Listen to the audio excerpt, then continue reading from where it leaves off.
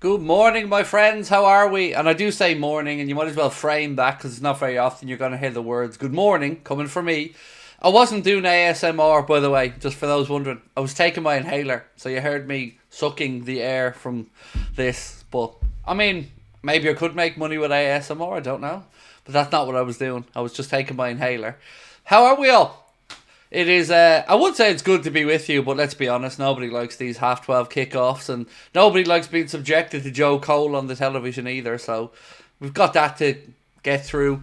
So yeah, look, interesting to see the team selection. We'll go through it momentarily. I mean, the highlights: Costa starts instead of Robertson, Diogo Jota starts up top, and Cody Gakpo starts today as well, which is probably deserving, to be fair. I mean, it's always going to be a tough call for the gaffer between Gakpo and Diaz. Both of them great options for him. So that's where we're at with regards to the changes to the team. No Kelleher in the squad today. He's ill, so Miroslav Jaros comes into the group to take his place. So, yeah. Craig, if I'm being honest, as long as we win, I love the early kickoffs. Oh, I hate them. I hate them. Look, I'm a night owl, so this for me is like 4 hours sleep, 1 cup of coffee, and we're good to go. Like, but I much prefer the. Do you know what? 5:30 kickoffs on a Saturday are lovely. No starter song today. No, I'm trying to mix it up. You know, and not. I don't want people to get tired of it too quickly, so I'm trying to use it as sparingly as I can. So yes, look, great to be with you all today. It's the last game before the international break. It's my last day before I'm away for a week. So, yeah, lovely to be here. I'm going to be doing the watch-along, match reaction, player ratings video. And if the energy allows me, I should be back on tonight at 8:45 as well. But whatever you're doing this weekend, I hope that you're having a good time. I hope that life's treating you well. And I'm going to quickly just take you through the Liverpool starting 11 and bench. So in goal today is Alisson Becker, as we know. Left back, Costas comes in place of Andy Robertson. Right back, Trent Alexander-Arnold. Centre back pairing unchanged, Ibrahima Konate and Virgil van Dijk. There is one change in midfield. Dominic Szoboszlai is replaced by Curtis Jones. So it's Alexis McAllister, Ryan Gravenberch and Jones in midfield. Mohamed Salah on the right. We have Cody Gakpo on the left today instead of Lucho. And through the centre, the gaffer has picked Diogo Jota. On the bench today for Liverpool, we have Jaros, Nunes, Endo, Lucho, Szoboszlai, Darwin, Robbo, Kwanzaa and Bradley. That is your Liverpool bench today. I love staying up late, but got up at 7 o'clock this morning, said Cyberflea. Wow, 7 a.m. I don't know. I don't think I've seen 7 a.m. in quite a while. Maybe an airport trip is the only reason I'd be up at that early. How come Quivine isn't on the bench? He's ill. So, not an injury or anything, but we just got word that he's ill. So, obviously wishing Quivine a quick recovery. Early kickoff are good for us in Brisbane. I know, Graham. What's bad for one is good for another, but I'm sulking today, mate. I'm sulking. I hate these early kickoffs. I really do. I also feel like the day feels never ending. If you play the early Saturday game, you've got to then watch the 3 p.m. games unfold, 5:30 game, 2 games on a Sunday. Yeah, I don't like these early kickoffs, but much rather do it now than after the international break, where of course we have Chelsea. Right, Stevie boy, thank you, mate. First super chat of the day. Appreciate your support, bro. He said, bloody hell, Curtis Jones in midfield, having nightmares already. It is a weird one because there was lots of talk about Szoboszlai having a knock. Then he appears in the squad, but on the bench today, so maybe just Arne Slot making sure he's playing it safe. Be interesting to see, though, if Dominic does indeed go away on Nations League duty, or if he's hampered enough that we could pull him out of that. Because let's be honest, we don't like these international breaks. Everybody gets edgy, thinking one of our players is going to come back injured. The game starts at 2 p.m. here in Finland.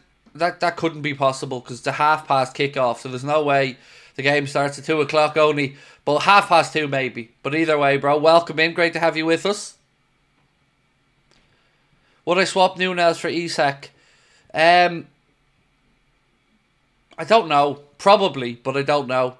Don't be asking me difficult questions so early. You know, my brain's 25% capacity at the minute. It's only had 1 cup of coffee as well. And I'm a minimum 3 cups of coffee to get going in a day type of guy.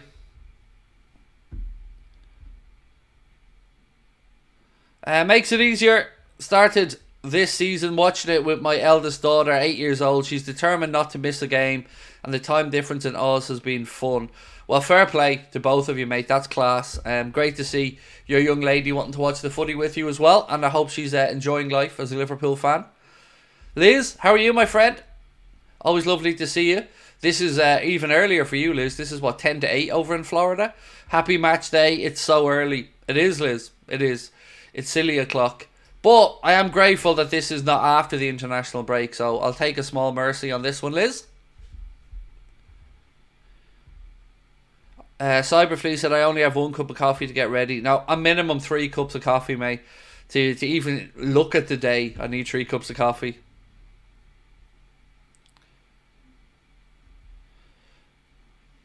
My eyes are sore. I like playing early kickoffs against the big boys, said Troy. Zimbabwe in the house as well. Miguel, how are we, mate? Welcome in. Lovely to see you, bro. It's so early in Jamaica right now. Look, you're getting no sympathy, mate, being in Jamaica. Do you know what I mean? Oh, it's so tough over here in beautiful Jamaica. Oh, it's so difficult over here in gorgeous Jamaica. Come on now, bro. If I look outside my window and you looked outside your window right now, I bet you yours is looking a lot nicer than mine. Demi, another Aussie friend in. How are we? Said, love these kickoff times. 9:30 in Australia right now. Liverpool struggles at these times, so bittersweet. Yeah, it's always a bit of a tough one to gauge, isn't it? What's going to happen at this time? Like, are we going to get a crazy fixture, or are we going to get it sorted out nice and early? I hope we can kill this game off early and we're not sweating it right till the end again. But if there's one thing I would say I'd love us to start doing on the Arne slot, it is starting games that little bit quicker. Defacement Network, thank you, bro. Come in early and gifted 10 Anfield Agenda memberships as well. Thank you, mate. You're very kind, and I'm sure those 10 people are going to greatly appreciate that as well. Adam said, another international break next week. I hate them. They feel like they're never ending, don't they? At the start of the season, you've got September, October, November, all international break, so you can't really get into a rhythm as a team before your lads have been broken up and off for 2 weeks. But the good news is, after the November one, I don't think there's one then until March, if I'm not mistaken. But yeah, these early season ones are they're messy. I don't like them.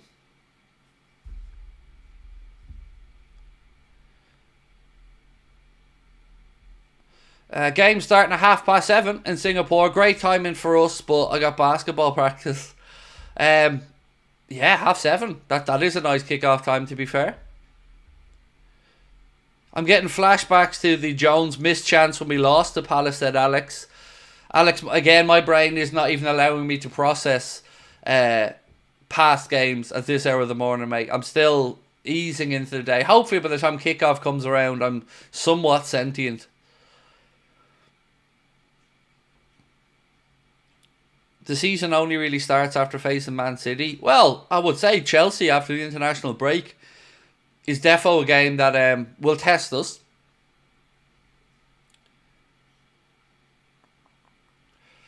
Who's captain in my FPL? Do you know what, mate? I'm not even going to lie to you.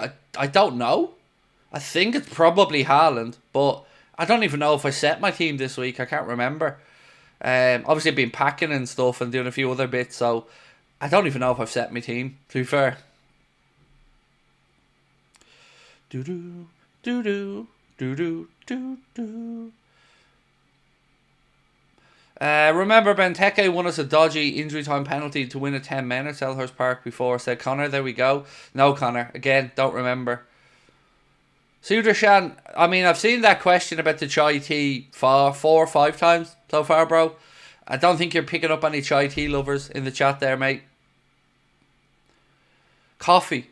No chai tea. None of that. Coffee. Hard, strong caffeine. That's what's needed early in the morning. The Honest Tiger. Now, where's the Dishonest Tiger? Are you related to the Dishonest Tiger as well? Or, you know, are you just a good one? And there's an evil version of you out there somewhere, mate. Thank you for your super chat. Very kind of you. He said, hi, Craig. I hope that you're well. As you know, I'm a United fan. In your opinion, what do you think is wrong with the United, the manager or the players? Both. I know that's like an easy out answer, but I think both. Mostly the manager, if I'm being honest with you. I feel like if you dropped in Tuchel right now into that dressing room, you're not going to cure everything overnight, but I think you're certainly getting a lot more respect on the manager's name. It's very difficult to look at United under Ten Hag and not see massive inconsistencies over a 3-year period now.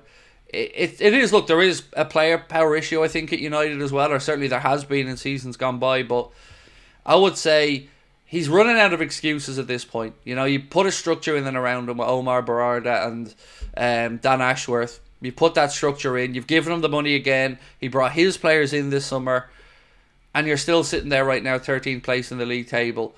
So look, he's 60% of the problem, would be what I would say anyway, from the outside. But as you said, mate, you're a United fan, so you'll certainly have a better understanding of life at Old Trafford than me. I just look on and enjoy the poor results.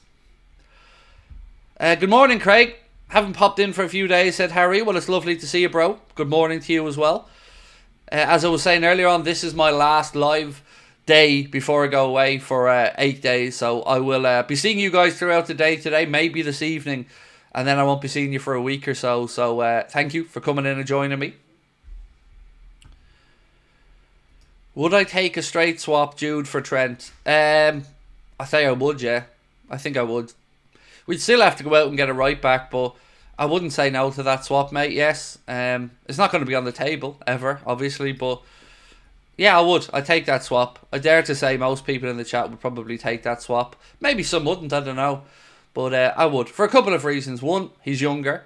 It's not often we say that about Trent, that somebody's younger and you'd swap them. But yes, I would. I'd also swap Costas for a few players if anybody has a spare left back going.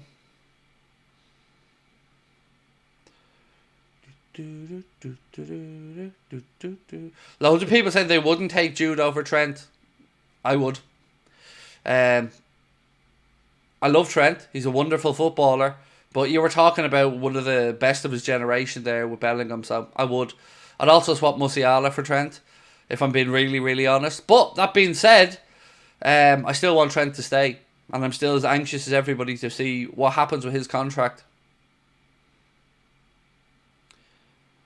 Have I been to India? No, I haven't, mate. No, not been to India at all. Not yet.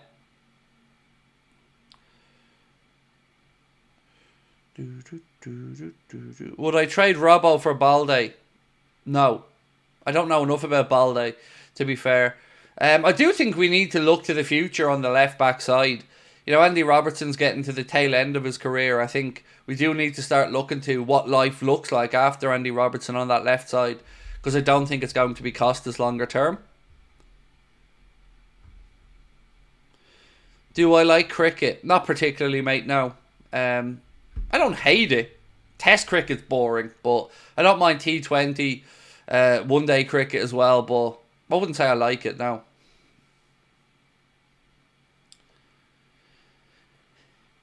Why do you think Tsimikas is starting, Craig? I would say maybe fatigue for Robertson as a possible option. Maybe the manager just thinks the skill set or the way that Costas plays maybe can help us in his game plan and what he wants to do.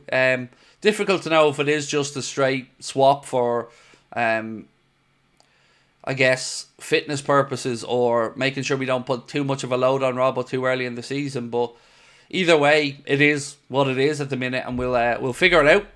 Let's have a look actually at the Crystal Palace team that we haven't spoken about yet. It's Henderson in goal, then Chalobah, Gay and Lacroix making up a back three. Munoz, Wharton, Lerma and Mitchell in midfield. Then it's Sarr, Eze and Nketiah making up the attacking trio. For Liverpool, obviously, Alisson in goal. Costas at left back, Trent at right back, Canade and Van Dijk centre back pairing. In midfield, one change. No Dominic Szoboszlai, he's replaced by Curtis Jones, and then it's Ryan Gravenberch and Alexis McAllister. Up top, Diogo through the centre, Cody Gakpo on the left, and Mohamed Salah starts on the right.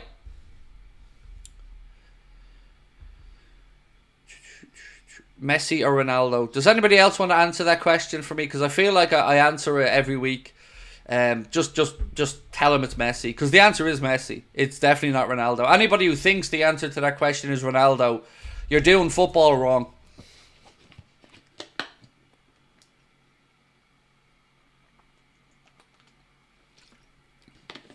The answer is definitely not Ronaldo.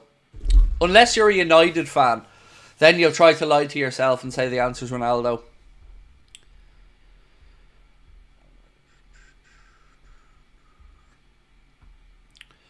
See, yeah, I agree. MMA recap said, or they're just a silly United fan. Exactly. They're the only two exceptions. I agree. I've only ever met United fans who try to make that argument to me about Messi. It can't, or about Ronaldo. It can't be Ronaldo. The answer is Messi. Prediction for the Bivol fight? Don't know. I mean, Beterbiev's never not stopped somebody, so you'd probably look to Artur Beterbiev to think he'll just walk through. But it's a very interesting fight. If I'm not mistaken, that's next weekend though, right? Nick Ball's fighting tonight. I think it's next weekend that one's on. Ronaldo's the bigger star. Messi's the better player. Again, I would say you're wrong. I think Lionel Messi is certainly a bigger star than Ronaldo. Personally, I would say he's a bigger star than Ronaldo. He's a better footballer than Ronaldo.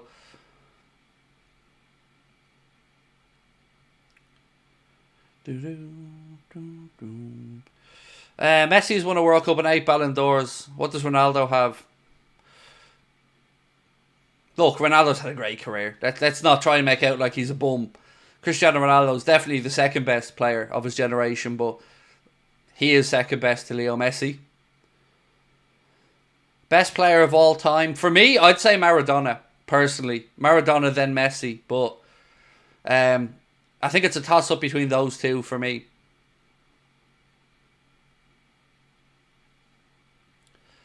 Am I watching Nick Ball tonight? Absolutely. Yeah. I love watching Nick Ball fight. He's all action, come forward. Good to see him get a title after being robbed for the WBC belt. I mean, I thought he won that fight hands down, if I'm being honest.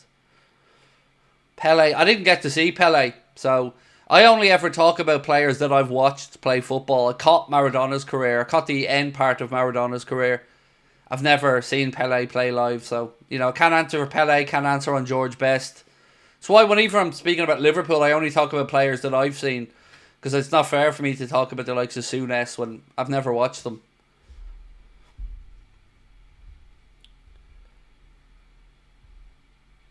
What's been your favourite watch-along you've done? Barcelona or the Villa one? I would say it's a toss-up, Carl, between... Definitely not the Villa one. That was not my favourite. It was great for the channel. It was great for the history of the channel. It was great to put the channel on the map. And actually yesterday was Happy 7-2 Day, if you want to call it that. Because it was 4 years ago yesterday that game happened. And that 7-7-7 clip came to life. So that always has a special place in my memory, of course, but not for the right reasons. I would say it's the Barcelona one, Carl, the 7-0 whooping of United. I mean, who didn't enjoy that day? That was a day I'll long remember. That 7-0. Did I mention it was 7-0? Because it was indeed 7-0. Erik ten Hag has now overseen 24 games where United have conceded 3 goals or more. But we beat them 7-0. 7-0 is it? 7-0. It was 7-0, yes. Did I mention that it was 7, by the way? Because it was 7. Don't be interesting to see if Ken Lasso's still in the job by the time I come home from holidays. I think tomorrow's result, if he loses at Villa Park, is bye-bye Eric. Hello, lettuce. Favourite football YouTuber? Me. I'm fucking awesome. Look at me. Heroic, some might say. Favourite football YouTuber? I don't know. The Irish guy would be up there. I love Michael. I love his work. Glad to call him a friend as well. I like Coppish. But who are we kidding? It's me. I'm my favourite. Simple. Yeah. I'm the gold standard in this industry, right?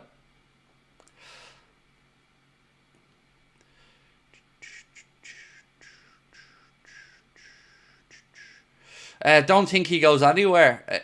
Ten Lasso? Oh, I think he's getting the boot, mate. I think even Radcliffe was failing to back him yesterday when he was asked at a sailing event. How's the lettuce? I haven't looked today, and I'm not going to lie to you. The lettuce it's turning quickly. I think it may survive tomorrow. But if Ten Lasso gets past tomorrow, I think it's Ten Lasso 1, Lettuce 0. Like Don Hussam, but you're first. You're damn right I am. I'm the king. Bow down, bitches. Jokes. Yeah, I don't know Hussam personally, but he's always been kind towards me. So that's the way I look at these things. If people leave me the fuck alone, I'll leave them the fuck alone. You know, if people have something nice to say about me, brilliant. Let's have at it. If you don't have something nice to say about me, you can kiss my ass. And to be fair, Hussam has always been very respectful, so I'll show that respect right back. The potato next. John, I agree. I think the potato does seem like a good... I think the potato's the one, John. Between you and me, bro, I think the potato's the one. What time is the kickoff? It's 12:30. 27 minutes. Now, my friends, we have us a problem. We only have 27 minutes to get an humongous 716 likes. Lads, we need 716 likes in 27 minutes. You know what to do. Hit that like button. We cannot lose. You can't be dragging my ass out of bed at this early and not getting up to the 1,000 likes. We got to hit that like button. No one makes me smile as much as Craig in the AA community. We love that, George. We love that, mate. Thank you. What Palace players would you want at Liverpool next season? Look, I've always said I wouldn't say no to Mark Gay. Adam Wharton, probably another one. Eze is an interesting one. I don't know if we'd need Eze, to be fair. I would take him quality-wise. Very good footballer. But I don't know if we need him. So I would say Wharton or Gay. Probably those two. But look, you got to say, they've put together some good players over the last few seasons. And they've lost some strong players as well. So for Glasner, it's going to be difficult, right? Because every time Palace come through, like now, they're already looking to see what happens if Adam Wharton comes in. So, or if they lose, Adam Wharton. So you got to say fair play to them. And also, I have a lot of time for Steve Parish. I think he talks sense a lot of the time. And he's done a great job there, bringing through and bringing in great money for Palace for some of those signings as well.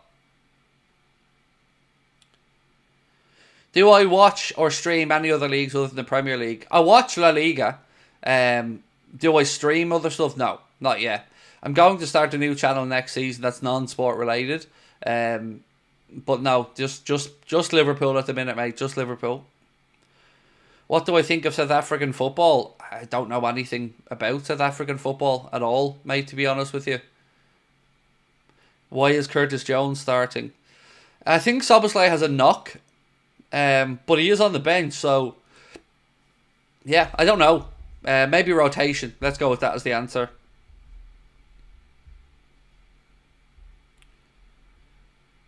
Score prediction. I'm going to stick to my 2-0. Yeah, I'm going to stick with my 2-0 prediction.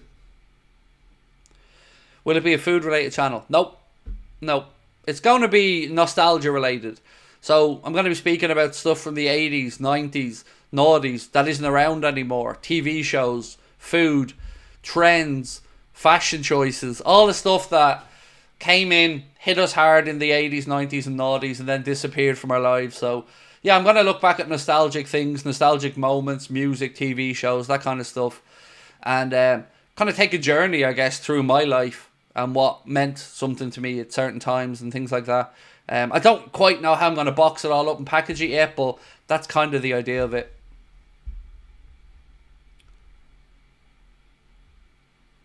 How's the packing going for holiday? Honestly, Connor, it was like a 10-minute job. Open case, throw, close that case, close case. That was pretty much it, mate. You know, I've still got to pack my razor, shaving gel, toothbrush, toothpaste, and that's pretty much her. We're good to go then.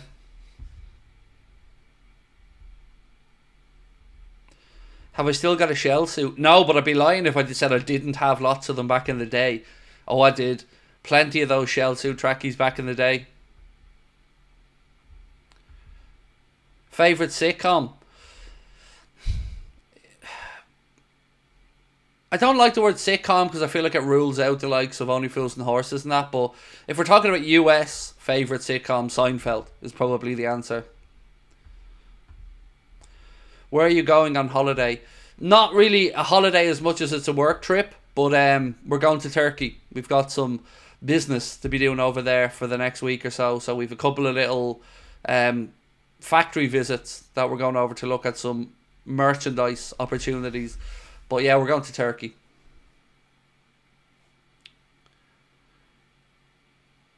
Who'll score today, said Mariah Brown. Let me have a look. Who am I feeling today? Do you know what? I'm not going to go too bold, but I'm going to say we will get a goal from midfield today. Whether that's McAllister, Gravenberch or Jones. I've got a feeling we're going to get one from midfield today. Larry David, Curb Your Enthusiasm. Love Curb. Love it. Seinfeld, Curb. Brilliant. US Office. Brilliant. Yeah, look, I love the league as well. And I can't find the league anymore. I don't know where I can watch it in Ireland because it's not on Prime. It's not on Netflix in Ireland. It's not on any of the iPlayer or any of that stuff. So I don't know where I can find it these days. But I used to love watching the league.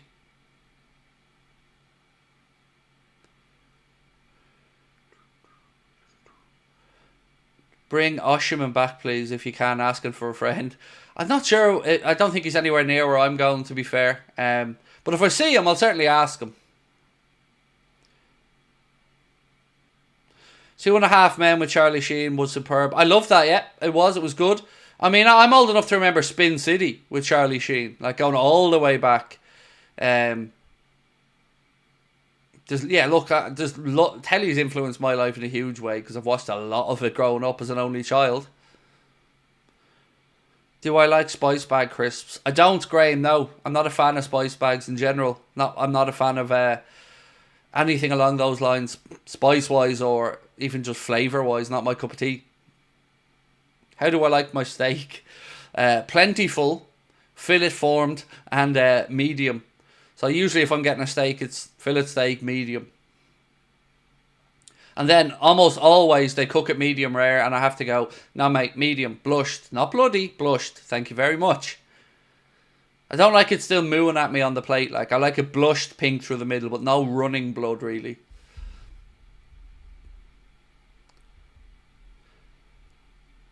I love Spin City and with Michael J. Fox. Yes, I mean, Family Ties was one of the first TV shows I remember watching when I was younger, with Michael J. Fox.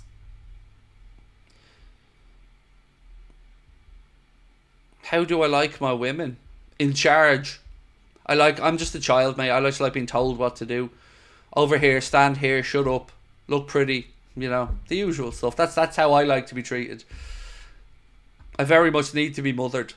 You know, tell me what to do, tell me to shut up. I hate steak. How dare you, Connor? How dare you, mate? Bloody hell, steak is amazing.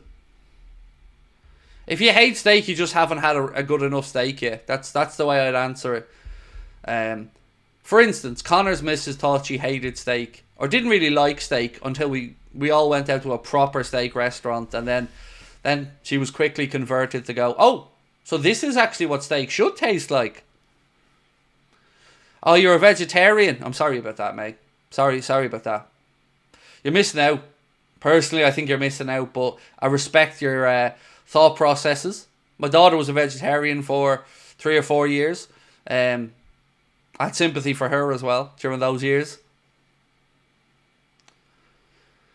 So I used to love well done steak, the normal cat. I used to love it. I'll tell you a funny story actually. I went out one day with my bosses who were both foodies. We worked in a restaurant / cafe and they were both foodies. So we went out, they brought us out for dinner one night.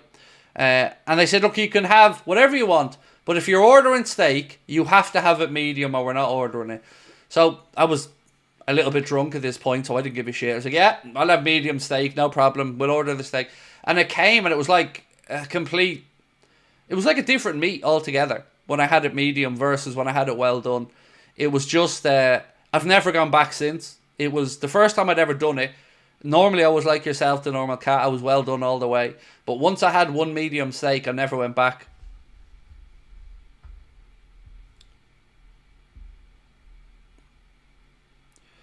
What does vegetarian mean? Because I know somebody said she's vegetarian but can take meat, but not the other way. It depends. Some vegetarians don't eat fish, as an example. Some do. I think, look, it doesn't really matter. You don't need to label everything. People eat what they eat and they enjoy what they enjoy, and whatever works for somebody, I'm not here to judge them. If somebody wants to be vegetarian, live your best life. If you want to be a carnivore, live your best life. Have I ever had Wagyu steak, Craig? Yes, I have once. I have once.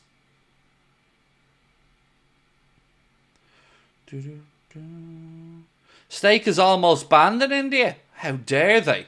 Steak's amazing. Oh, I love steak.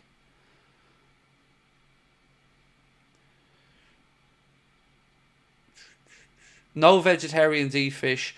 I can tell you at least 10 people I know who class themselves as vegetarians and they eat fish. So, again, you can say it doesn't exist, but I'm telling you their real life experience. And you can label them whichever way you want. Call them pescatarian, call them vegetarian. It doesn't really matter to me, mate. I don't judge people. If someone's vegetarian, pescatarian, doesn't matter to me, bro. As long as they're happy, healthy, and they're getting what they need from their diet, then enjoy yourself. I know what a fucking pescatarian is. Jesus Christ, lads. I don't need to be lectured to about food types. I'm an intelligent person. I'm aware what a pescatarian is.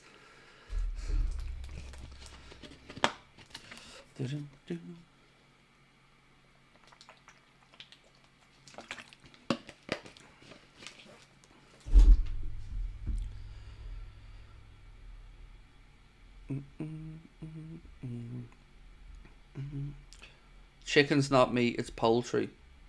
If you're going to spell poultry and try to correct me on something, please learn how to spell poultry. If you're going to try and be a, smart arse and go, chicken's not this, it's that, at least learn to spell the words you're trying to correct me on, mate. You're missing a U there.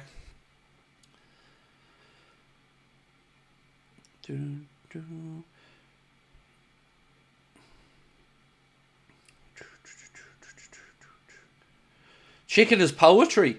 That's closer to the truth, yeah. Chicken is quite poetic, let's be honest. I mean, chicken's probably the most versatile of all the delicious meats. That's why I always say when people say chicken or beef, your instinct is to go beef, but, chicken's versatility is what it's all about, right? You can have your chicken in so many ways. So many ways. Like, chicken it's amazing.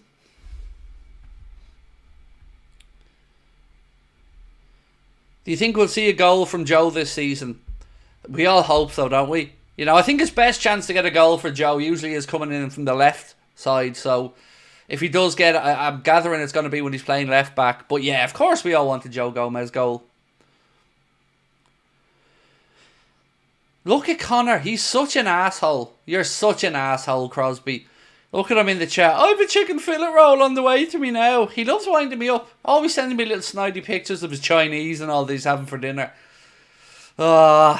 Chicken fillet roll. I don't know if that's a very Irish thing or not, but a chicken fillet roll in Ireland is like literally prime food between 11 o'clock in the morning and 2 in the afternoon. Like, a chicken fillet roll is... It's the go. Do you know what I mean? It's the go. A chicken fillet roll is the go. It's so Irish, like, but it's the go. Do they do chicken fillet rolls elsewhere? Because it is every petrol station, every deli over here in Ireland, chicken fillet roll. If it's not on the menu, like, it's not a real cafe. It's not a real deli. If you don't have a chicken fillet roll on the menu, go. There's 3 things that have to be in an Irish deli. 4 things: sausages, chicken fillet rolls. What's that other little called? Pastry things? Jambons and sausage rolls. Sausages, sausage rolls, jambons, chicken fillet rolls. If they're not on the deli counter, then you're dead to me. Yeah. It's kind of said exactly a jambon, chicken fillet roll, sausage rolls, sausages. That's a deli counter. And by the way, if you're wondering what a jambon is, it's basically a pastry that's filled with cheese and ham. We take our deli game very, very seriously here in Ireland. It's I'd hold our petrol station game up against anybody's over here in Ireland. We eat some pretty delicious food. You can go into most little towns in Ireland and go into the petrol station, and you'll have a lovely big hot food deli there in front of you with all the greatest creations. that Cuisine de France has to offer. What is a chicken fillet roll? Right, so there are options. You can have a southern fried chicken fillet roll, which is a southern fried chicken breast and, breadcrumbs. You can have just a plain chicken fillet roll, which is just a plain chicken fillet with breadcrumbs. Or you can have a bit of a spicy chicken fillet roll, which has a spicy chicken fillet with breadcrumbs. But basically, they all have breadcrumbs. They all have chicken. They all go on a bread roll with whatever your favourite salads or coleslaw or whatever it is on it. For me, ketchup. And then we've got the brekkie roll, which is the king as well. Bacon, sausage, pudding, the whole shebang. Right, ladies and gentlemen, we need 348 likes in 13 minutes. Can we get there? You know the drill. If you're with us, please do hit that like button. Hit the subscribe button if you haven't done so as well. If I had to have a last meal, what would I be choosing? So, honestly, it would be something like a big platter of ribs, wings, tenders, fries, a big dirty glass of Diet Coke, and then some type of apple-y dessert, probably. Whatever, apple turnover, apple tart tatin, apple anything, basically. Anything with apple, I'm good to go. Do I like stuffed bacon rolls? I don't know what a stuffed bacon roll is, Adam. Can't say I've ever heard one, mate. I don't like stuffing, so if stuffing's part of the question, then I don't like stuffing. My wife is a big chicken stuffing sambo person, but I don't like stuffing. Yeah, so unfortunately, I feel like I'm letting you down there, mate. Any pastry from Lidl? Oh yeah, I'll defend Lidl's bakery till the death. Absolutely. Go in there, get yourself your lovely apple turnover, get yourself your pecan. What is it again? Maple pecan is gorgeous in there as well. Don't understand how people like ketchup. Oh, mate, I love ketchup. See, I don't eat many sauces, to be fair. Ketchup, barbecue, curry sauce, that's probably about it for me. Yeah, ketchup, curry, barbecue, that's it. They're the only sauces I'm eating. iPhone or Samsung? The answer is Apple and everything Apple. So I'm sitting here right now. I've got an iPad, an iPhone, an iMac, an Apple TV. I'm an Apple fan. So yes, my wife's Samsung. She is the Galaxy phone, Galaxy Tab, Galaxy Watch. I don't wear watches, so I don't actually have a watch on my wrist.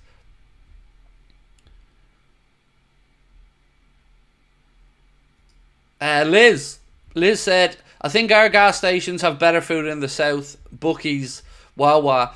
So I've been to a couple of Wawas, Liz. They do have a decent selection of grub, to be fair, in them.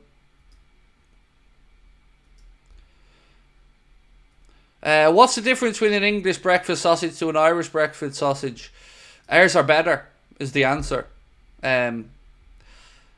I think it's probably because I've been raised on Irish sausages. You've been raised on English sausages. You know, we like what we're used to. You know, same with your mother's cooking.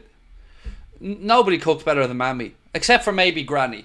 My granny probably was the best cook I've ever had the pleasure of eating food from. My nanny could make a damn good Sunday roast. What do I put on chippy chips? Gotta be gravy. No, salt and vinegar. Chippy chips gotta have salt and vinegar on them. Yeah, so here's my chipper go-to. Chippy chips, battered sausage, and fish bites. And I want all the batter white. I want it so pickled with vinegar and salt that it turns white. You know what I'm talking about. You leave that battered sausage in the bag, you get to it at the end, and it's white, and it's dripping in vinegary goodness. Do I like shawarmas? Love them. Love chicken shawarma. Oh, mate, love shawarma. The jumbo breakfast roll, said Shane B. How are we? 2 eggs, 2 sausages, black pudding, white pudding, bacon. And it's got to be back bacon as well, right, Shane? None of this streaky bacon nonsense. It's got to be back bacon. Do I love Subway? I used to, but I had a Subway over in Liverpool. And I don't know if I just got a bad one, but it wasn't what I remembered. I used to love the meatball marinaras in Subway, but when I was over in Liverpool, we got one, and it just wasn't the same as I remember. Maybe it was just a bad day at the office. Right, we've got 8 minutes to go, my friends. You can still vote on who you believe should have started at left back today. So the poll was Robertson, Costas, or Joe Gomez. Who would you have started?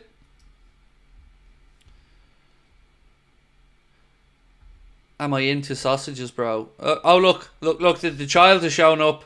Are we into sausages? Ha ha ha ha ha ha ha ha ha. And also, can we stop with the gay jokes? Do you know what I mean? We've moved on. The world's moved on past gay jokes. Like, let's not be.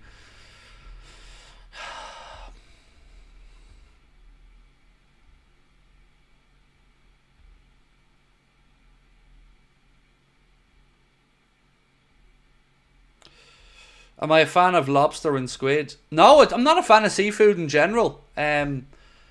Most of the people in my house love seafood. My wife, my daughter, all about their prawns and their seafood and their mussels. For me, now I'm very boring as an eater, to be honest with you, mate. I'm quite limited in what I eat. But I eat a lot of it, obviously. But I'm quite limited in my options. Would you believe I've never tasted a prawn? Never tasted a prawn. I've said this to you before. I think my mum put me off seafood, but I was hearing just so many stories about people getting bad seafood, you know? And then when you've seen somebody get bad seafood and you've seen their runs to the toilet, I think it's just scared me off seafood, to be honest with you.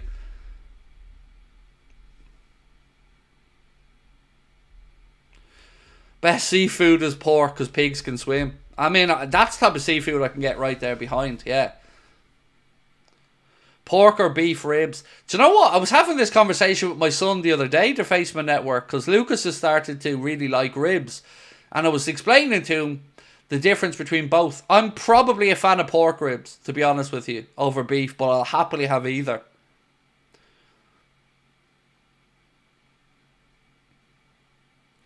What's my favourite coffee? I'm pretty boring as well when it comes to coffee. Just an Americano or a double espresso with a drop of cold milk. No frothy nonsense or that. And I just want the caffeine and I want it immediately and I want it to hit me hard. I remember I had a cup of coffee in Little Havana over in Miami and my God, it was like somebody'd give me a line of Coke. I drank this coffee and I could have ran the London Marathon.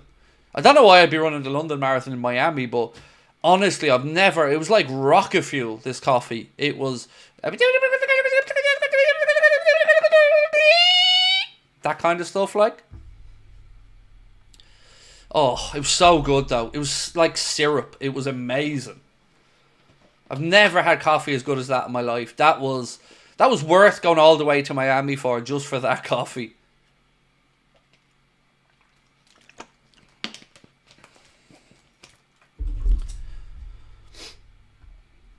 The Facebook Network said, Craig, I need to send you guys some of our coffee. Kona Walua. I'll give you my address, mate. No problem. As I'm getting older in life, my appreciation of coffee is only increasing. I used to think it was just something to wake me up. But as I've gotten older, I've kind of started to... become a bit more of a coffee snob, probably.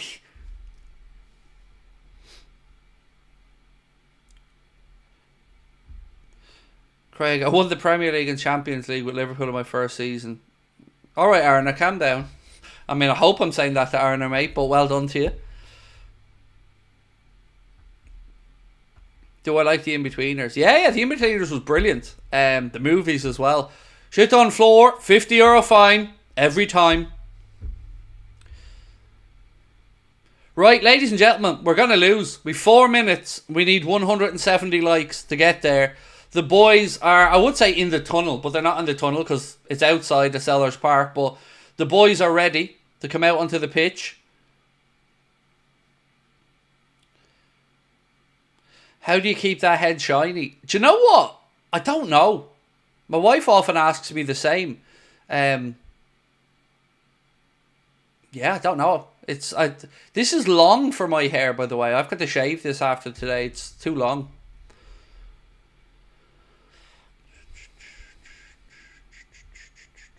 Just natural, yeah. Natural, shiny-headed individual.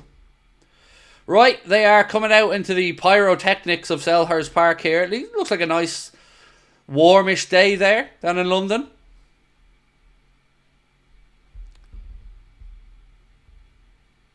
Have I seen Inside Number 9? I think I have, you know. I think I have. One of my favourite English shows of all time is The Thick of It. It's comedy gold for me. I'm sure English people of a certain age will know the show I'm talking about, but if you haven't watched The Thick of It, treat yourself. It's got Chris Addison in it as well. But Malcolm Tucker is just the best in it. It's one of my favourite TV show characters of all time, Malcolm Tucker. I absolutely love him. It's such a good show, though. Such a good show. Are Palace doing well this season? No, they've had a terrible start to the season. They're right down there at the bottom end of the Premier League table. Again, they're like a bit like Wolves. They haven't been playing really badly. Just haven't been able to pick up points.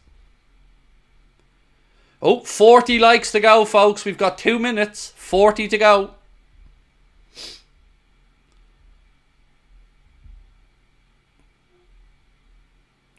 Munira, I hope that you're feeling better. Sorry to hear that you've been sick. I hope you're feeling better.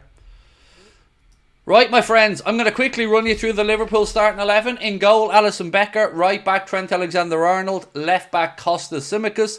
Centre back pairing today, Virgil van Dijk and Ibrahim Konate. In midfield, Ryan Gravenberch, Alexis McAllister and Curtis Jones. On the left side of attack, Cody Gakpo.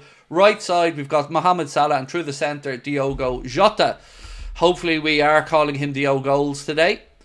Crystal Palace 11 is Henderson, Chalobah, Gay and Lacroix. Then Munoz, is it Munoz? Yeah, Munoz, sorry. Wharton, Lerma, Mitchell, Sarr, Eze and Eddie Nketiah. That's the 11 for Palace. On the bench for Liverpool, we've got Gomez, Endo, Lucho, Soboslai, Darwin, Robbo, Yaros, no Kelleher, he's ill today, Kwanzaa and Bradley. Brian, thank you. Brian's popped in and gifted 50 memberships. You're so kind, mate. And for so early in the morning as well, Brian. 7:30. Well done, mate. Thank you so much.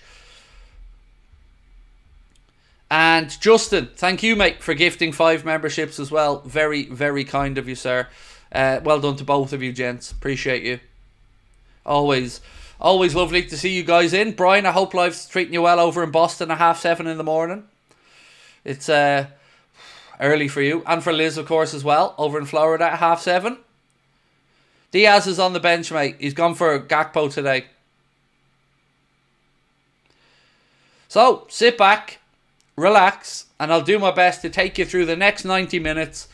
Just a reminder, today is the last day of live streaming for about 8 or 9 days. I'm away for a week tomorrow, so today, last day of live streaming. I should be back tonight at 8:45, but other than that, this is the last day for a week or so, so there's nothing wrong in case you tune in and you don't see any content or anything. I'm just going to be away.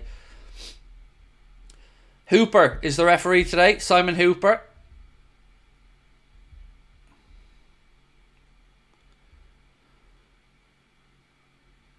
It's 5:30 a.m. in Saskatchewan in Canada. Wow. Early, mate. Well done. It's international holiday anyway. Exactly. I always book my trips, whether at work or pleasure, but I always book the trips away for the international breaks. So the live show in Liverpool, that's coming up in the November international break. So if you want to get your tickets to that, by the way, you can do so with the link at the top of the chat. Tickets still available for our show in Liverpool, November 15th, Hot Water Comedy Club. It's an all-ages event as well, by the way, so everybody can come along. Right, we're about to get underway. Palace playing from left to right, and we are off, my friends. We are off in the 12:30 kickoff. Palace do the semi-decent thing and launch the ball along right-hand side. Of course, we all know the decent thing is to launch it left-hand side. So we are underway. Liverpool in our white strip for this one. Palace in their red and blue home strip.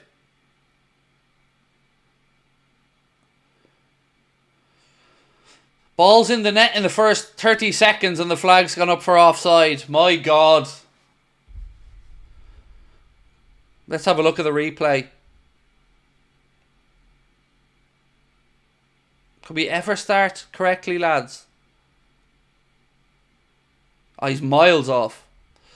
Easy decision, but come on, boys. Wakey, wakey. We can't be letting teams in this early again. He is off. It was the right decision, and he was a good yard and a half off, but still, psychologically, it's never great, is it? It feels like the last 3 or 4 games we've conceded a non-goal, but still conceded in the opening few minutes. We need to wakey, wakey. Davino said, "Hey Craig, hope you're enjoying your holiday. It's not a holiday as such, mate. There is some work involved in it, but thank you. Let's hope for a win. We go top of the league. Lots of love as always. Lots of love over to you, Devin, my man. I hope life's treating you, and I hope the new job is going well for you, mate. I'm really proud of you. I know you sent me a message, let me know you changed up. Really proud of you, bro, and I hope you're enjoying it." Right, Costas clears his lines. Second ball comes off the Palace player. Liverpool throw in on this near side. Yes, it'd be nice to get off to a quick start today. Still feels weird seeing Eddie Nketiah in a Palace shirt. So, we are coming up to 2 minutes and 1, 2, 3, 4, 5, 6, 7, 8, 9, 2 minutes 10. If anybody wants to sync up. Right, Ibu. Looks like a nice day there in London anyway. Weather's looking good. Oh, Verge nearly had his attempted pass forward charged down there by Eddie Nketiah. Second ball back to Costas. Costas across to Ibu. Ibu out right hand side. There's that nice ball up the line to Trent. Trent looking for the run of Curtis Jones. Jones gets there, plays the ball out off the Palace player. It'll be a Liverpool throw in on the far side.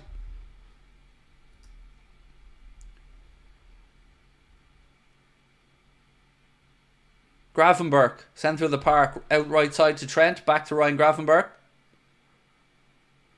Making a toasty right now. You can't tell us that, Cyberflea, and not tell us what's on the toasty. What's the toasty game, mate? We talking ham and cheese here? What are we talking? And also, I need to know, is it in a Breville, like a toasted sandwich maker, or are we just toasting 2 slices of bread?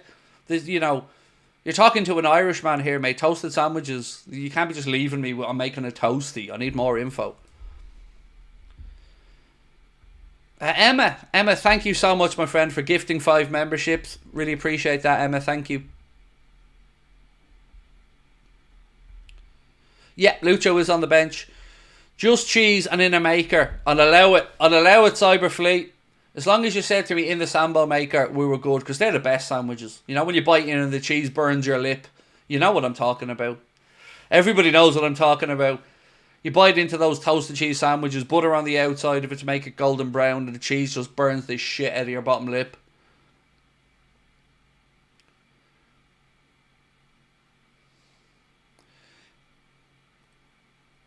You gotta poke them when they open them to let the steam out of the inside of them. Inside tip. Here's a question for you. Oh, Palace on the attack. Verge gets back to Allison. Right, here's a question for you. You know when you make the toasted sandwiches in the toasty machine, the Breville, do you cut them or do you eat them in one go? I don't cut mine. My wife cuts hers in half. I don't cut mine. I like to eat it as it is.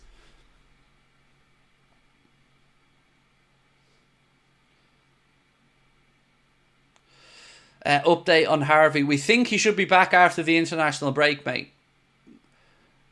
Not really much word from the club on Elliott, though, but the plan is after the international break. Jayden Danns is back running. We got that information from David Lynch, so he shouldn't be too far away. Referee brings this back for Liverpool fouling, stopping a counter-attack. You cut it diagonally. Oh, well, you have to. If you're going to cut it, it has to be diagonally, Cyberflea. Well played. Louisiana Hot Wings. Well in, Frankie. Tudsy, thank you, mate. Appreciate your support. And look, if you are new or you haven't hit the subscribe button yet, please do. Welcome along with us. 5.5 minutes into this one, it's still Palace 0, Liverpool 0. Tickle my teabag. A year with us as an Ultra member, mate. Thank you so much. He said, a year, let's go. Gotta love the cheese that burns your lip. Get that weird feeling in your lip for a day. Yep, absolutely. It is a really weird feeling as well, isn't it? It's a particular type of burn. That pizza burn, or the cheese burn on your lip. Palace cross to the far post where they have a spare man. And the ball is eventually put behind by Liverpool for a Palace corner. It was, again, look at the space in behind here, number 12. Look at the space over Costa's head.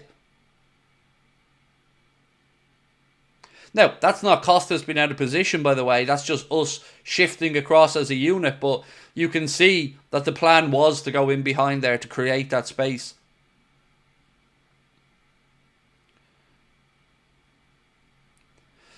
John, I went 2-0. 2-0, bro. Went 2-0 with my prediction today. The King, 2 seconds, mate. Let me just watch this corner. Cross in from Eze, headed away by Virgil at the near post. Mo gets a touch then. Gravenberch back to Mo. Mo out right hand side. He's going to need some support there with him. Goes back to Gravenberch. To Curtis Jones. Jones flicks it back to Ibu. The King said, the King hates 97. Said, love your opinion, Craig. Would you take João Pedro at Liverpool? I know he's had injury problems, but I feel he's got so much potential. I don't know about the first part, but I agree with you that he has potential. I've seen him be really explosive at times in that Brighton team. Not so much this season, but certainly last season. And he definitely does have something about him. I'll give you that one.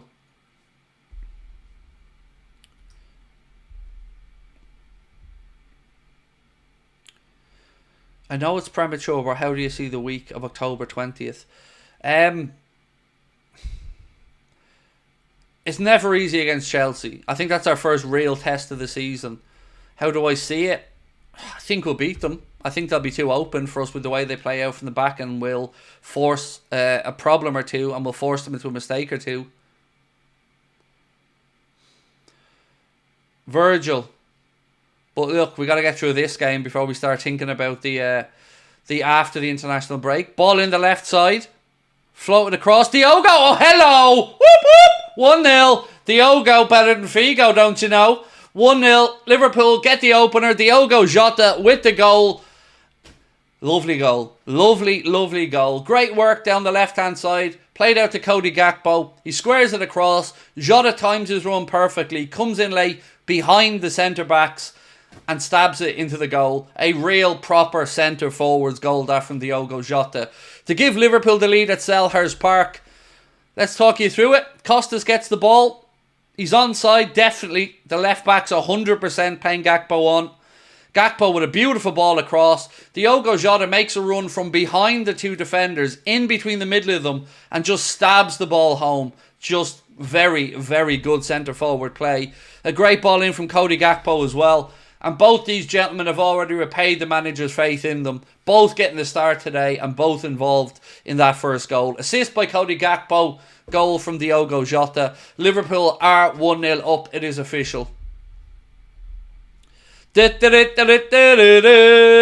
these half 12. Always said I love these half 12 kickoffs.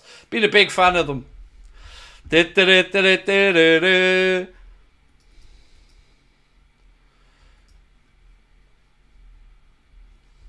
There we go. Diogo. Such a well-crafted goal as well. Costas to Gakpo, Gakpo to Jota, Jota to the back of the net. Nice. Bit of swag here. I love it. Bit of swag from the boys. Where's Newlawn? Let me get him out for you. That's what she said. Yes, I'm a child. I'm never. I say that at home all the time, by the way. My wife can't say any. If my wife says anything like, I like a stumpy sausage. Come on now. Do you know what I mean? Come on now. You know you're married to a big child. Where's Newlawn? Where is he? I don't blame it on the sunshine. Don't blame it on the moonlight. Don't blame it on the good times. Blame it on the boogie.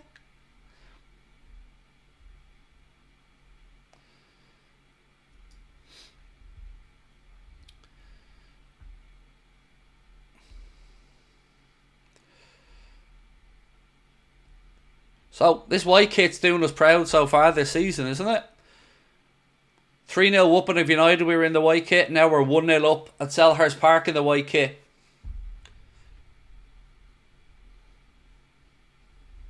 Palace now trying to move the ball around, but Gakpo comes back, wins it for the Reds. Good control there from Cody Gakpo.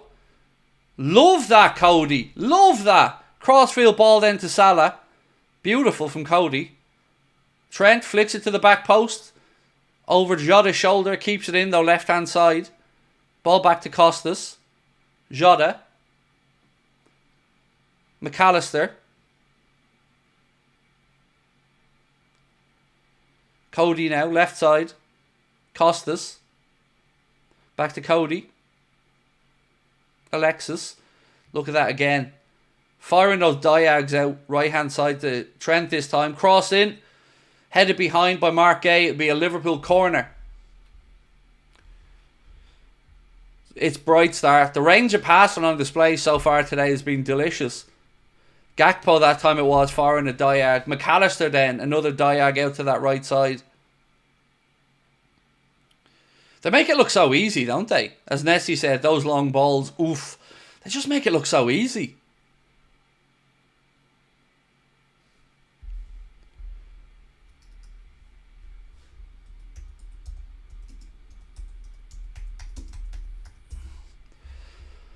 Right, corner comes in. Headed away. It's a good header, that. Second ball won by Jones. Nothing on there for Trent, so he goes back to Ali.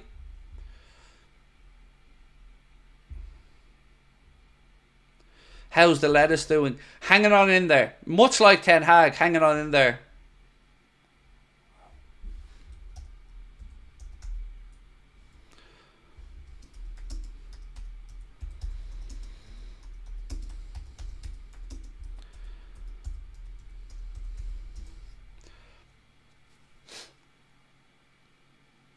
Jones. Again, lovely ball around the corner from Maka. Into the right channel. Salah. Oh, unlucky. Unlucky. Great ball across. Jones then. Sloppy foul, but wow. Great play again. That's quality. That is quality.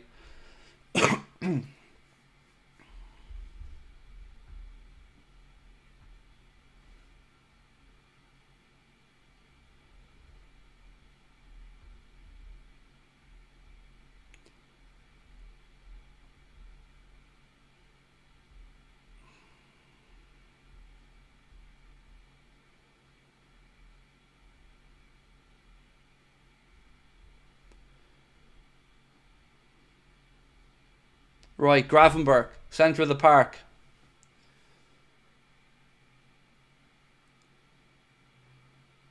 One 0 up, 14 minutes on the clock. I will take that, my friends. I will take that.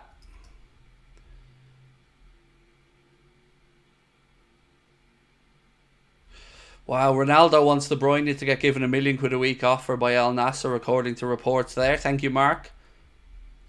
Right, Costas with the throw in for us, near side.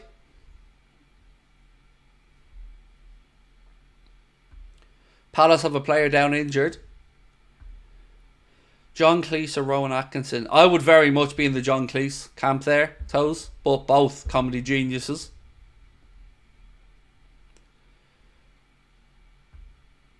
We need a second. I know, Christoph, but come on, dude. Let's not be moaning too much here. We're only 14, 15 minutes into the game, and we're 1-0 up with a very high percentage of possession as well.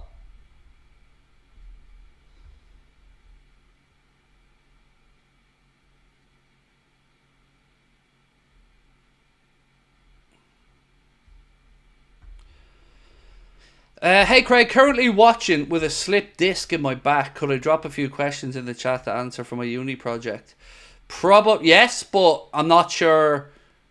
If you want me to answer them, email them and I'll get to them, mate, and I'll answer them all for you. If you want more answers, whack them into the chat. But contact at AnfieldAgenda.com. Garfu, contact at AnfieldAgenda.com if you'd like to send those across. And of course, mate, we hope that you recover soon. Slip disc in the back. Not easy to deal with, mate. I'm feeling your pain there. So, yeah, of course, mate. No problemo. Boston in the house. Billy, how are we, mate? Right. If you haven't, please do hit that subscribe button as well, my friends. We're running towards 300,000. We'd love your help to get there. Gakpo now, wide left. Ball inside. McAllister.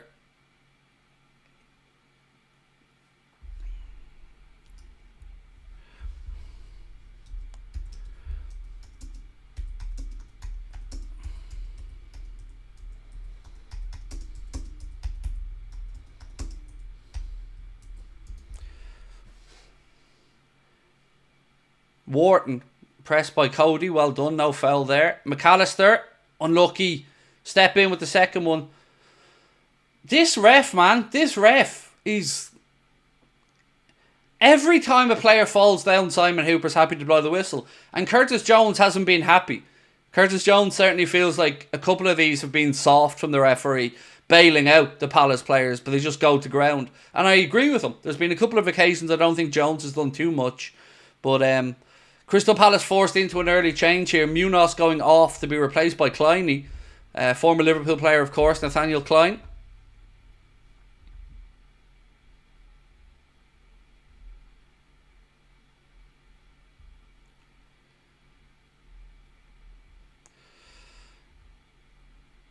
You're on 40k for your 100 miles challenge. Well, keep going, Ella. You know we're proud of you. Keep going.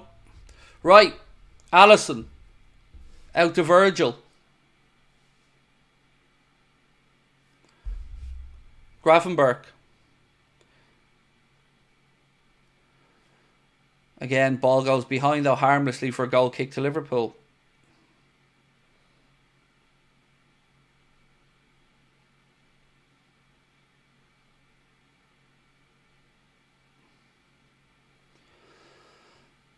What a goal from Diogo. What a goal. Beautiful bit of play as well from Cody Gakpo. Simon Hooper and all the refs are giving Pep some sloppy word rhyming with bread. Yeah, the love in for Guardiola in the media is a bit cringy at times as well. Like, especially when nobody calls him out on the double speak. Oh, we want this to be sorted quickly. Do you? We'll obey the rules as always. Will you? Come on now, Pep.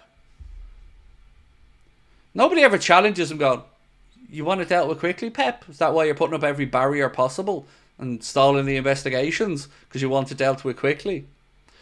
Watching from Cyprus, just had a kebab. You're trolling me now, bro. You're trolling me. Where's my kebab? It's no good talking. We're not a one kebab type of stream here now. But welcome in, bro. Lovely to have you in, and I hope life's treating you well in Cyprus. Right, Gravenberch tries to slip through Salah, but he was held off by the defender. Palace now have it, and they're looking to play out from the back.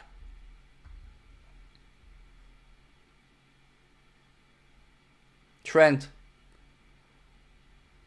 Back with Alisson.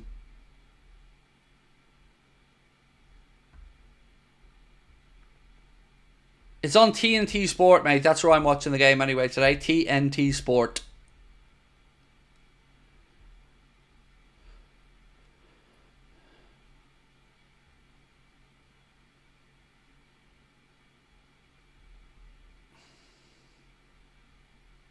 I figured it out. I figured out what Simon Hooper reminds me of. It took me a while. I was trying to figure it out. He looks like Mr. Potato Head licking piss off a nettle. That's what he looks like. I finally got it right. Simon Hooper. The human equivalency of Mr. Potato Head licking piss off a nettle.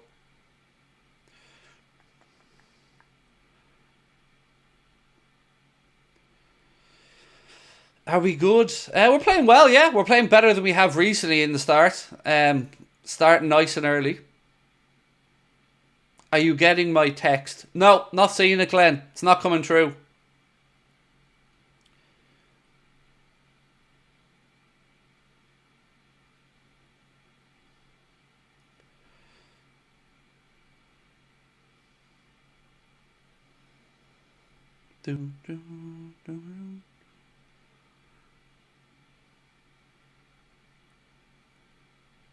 Come on, move it along.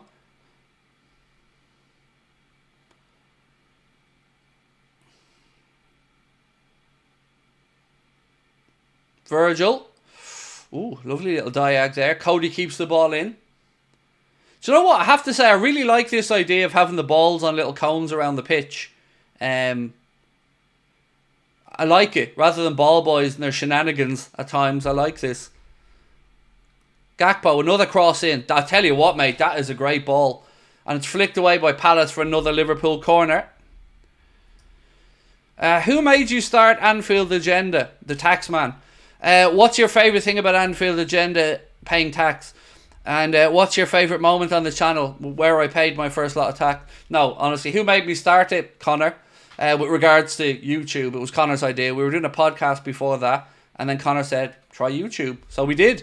Favourite thing about Anfield Agenda? 100% the people I get to interact with in the community, without a doubt. I love them. I love our community. I do. I think they're amazing. And favourite moment on the channel?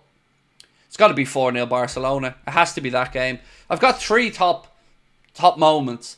4-0 Barcelona, 7-0 Manchester United, and the Divock Origi goal against Everton when Pickford shit the bed and it hit the bar that time.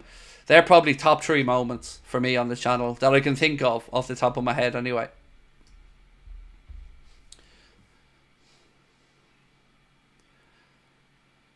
Superb channel, mate.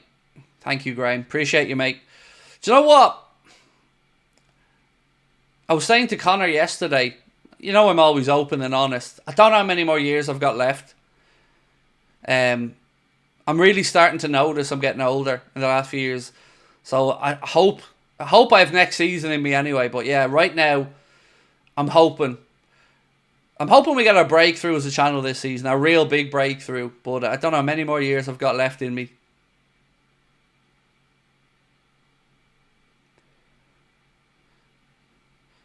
Afternoon all. Hope you're doing well. Good luck to the guys today. Missed the first goal as I'm out doing work. Well, it was a great goal, mate. It was a great goal. It was very well worked. Cost us to Gakpo. Gakpo then plays in a beautiful cross back to the penalty spot where Diogo ran in late, got in between the 2 Palace centre-backs and stabbed the ball home. It was a very good finish. Keith, we all love the channel, Craig. Thank you, mate. Thank you. Appreciate you all. It's great to have you with us. And if you do enjoy, please do drop a like and hit that subscribe button. And just a reminder, I am away for a week after today. So I'll be live tonight at 8:45. But after that, I won't be live again for another week or so. Another Liverpool corner. They're really starting to mount up now.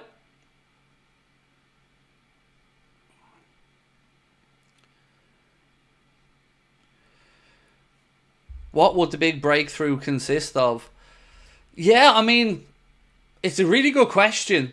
I guess that next burst of subs is what I would say. So there's always moments, Whitehammer, where you go on a run, where the channel feels like it's walking on water. So Super League, that I think we got 13,000 subscribers in 48 hours.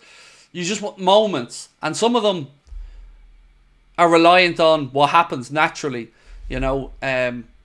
For us, our channel always does better when there's a bit of drama around the club, of course. But I want that drama to be us winning.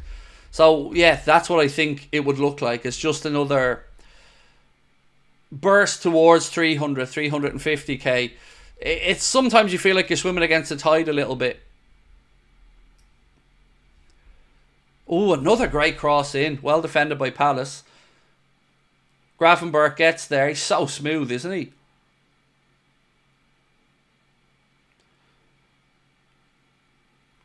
Again, the ref can't give these damn free kicks every time a Palace player falls to the ground. Every single damn time.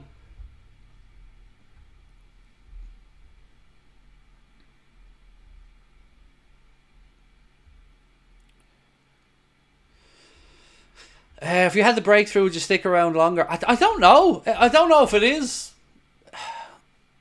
It's a difficult one to explain.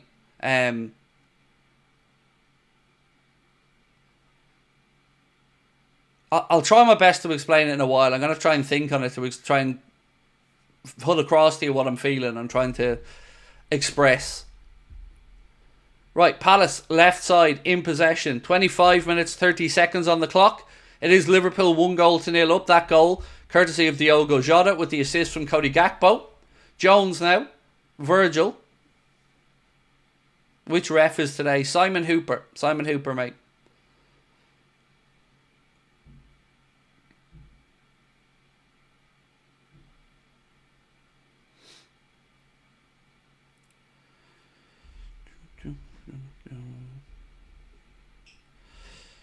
Whitehammer said, mad to think the channel could end after next year. I always just say this every year. Whitehammer, I go season to season. That's the way I've always done it. And look, it's really early in this season, so I have no idea what the answer is going to be longer term. But yeah, at the moment it feels like we're just treading water a little bit. And it's... How do I say this? I don't deal well with us not moving forward because I'm always looking to progress things. Jota. And I've always said, when the appetite for the channel isn't there, it's the time to walk away. So yeah, we go season to season. That's what we've always done. At the start of every year, I say to Connor, my family and everyone, let's do this season. Let's do the next season. I go one season at a time. Sean, welcome to Anfield Agenda FC, my friend.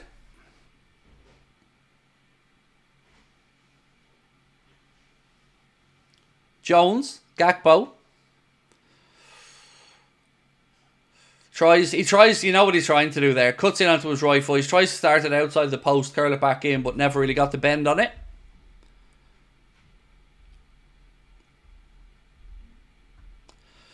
Name your worst ref. Oh, God, it's a difficult one.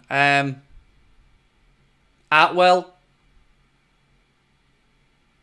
No, he's second best. The second worst, sorry.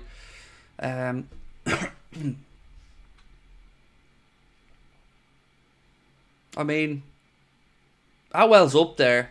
Is he the worst, though?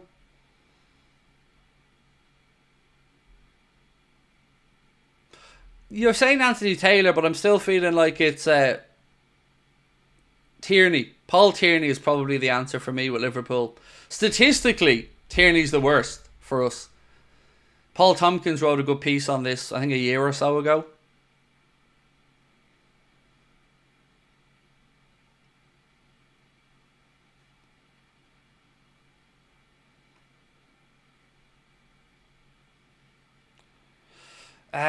Johnny, oh, so kind of you, bro. Said you're an inspirational, everyday Liverpool fan with a heart of gold. Thank you, bro. Appreciate you so much.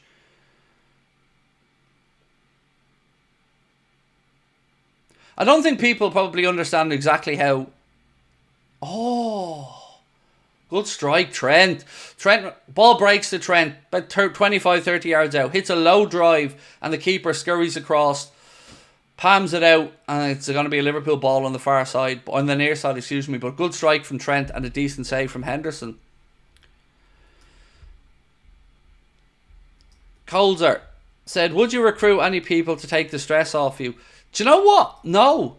I find it goes the other way with me. If I bring people in, and that will be Liverpool corner, if I bring people in, I get more stressed. So I'm a control freak, to be honest with you. So no, I like being the face of the channel, and I'm all in. When I do stuff like this, I'm all in. I'll explain it to you in a minute. 1 second. Corner from Trent.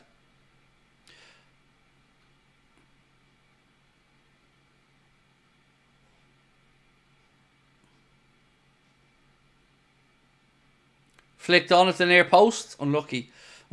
So I used to think, let's bring in more people, build out the channel. But what I've found over time is, and I think I'd be interested to know if other fan channel YouTubers have a similar experience, but people come in and they've an initial burst of enthusiasm when they start doing stuff, and usually that wears off after time. And you find out that, and it's understandable, nobody gives a shit as much as you do about your channel. So I found like when it's just me and Connor, or Ben, when Ben was here as well, to be fair, similar, but just, you know, a smaller team suits me better, is the way I can say it, because I'm big on keeping the foot down and pumping out the content. So yeah, I like a small team.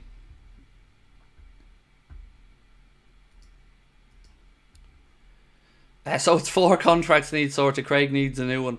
No, I'm defo on a rolling 1 year deal, mate. Definitely.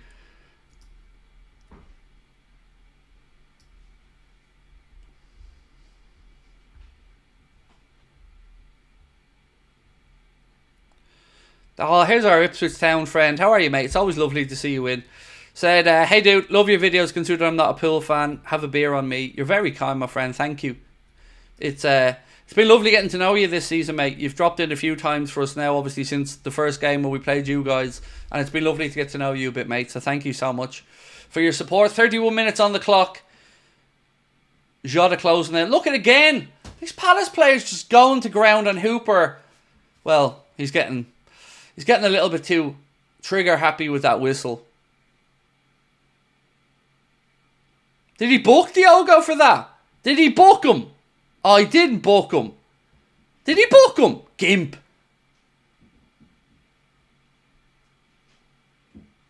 That's mental.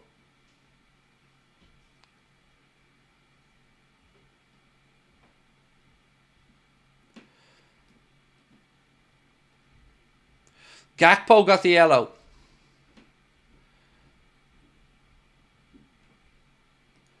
Again, more Palace players. How many times have Palace players gone to ground in this game? Now Hooper's warning Jones. Jesus Christ.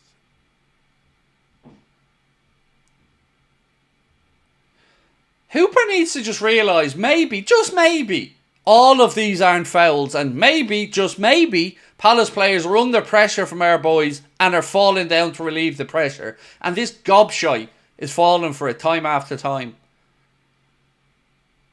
Well done, Costas. They flicked a diagonal free kick in towards the back post. Costas was there. Flicks it backwards, heads it out for a Crystal Palace corner.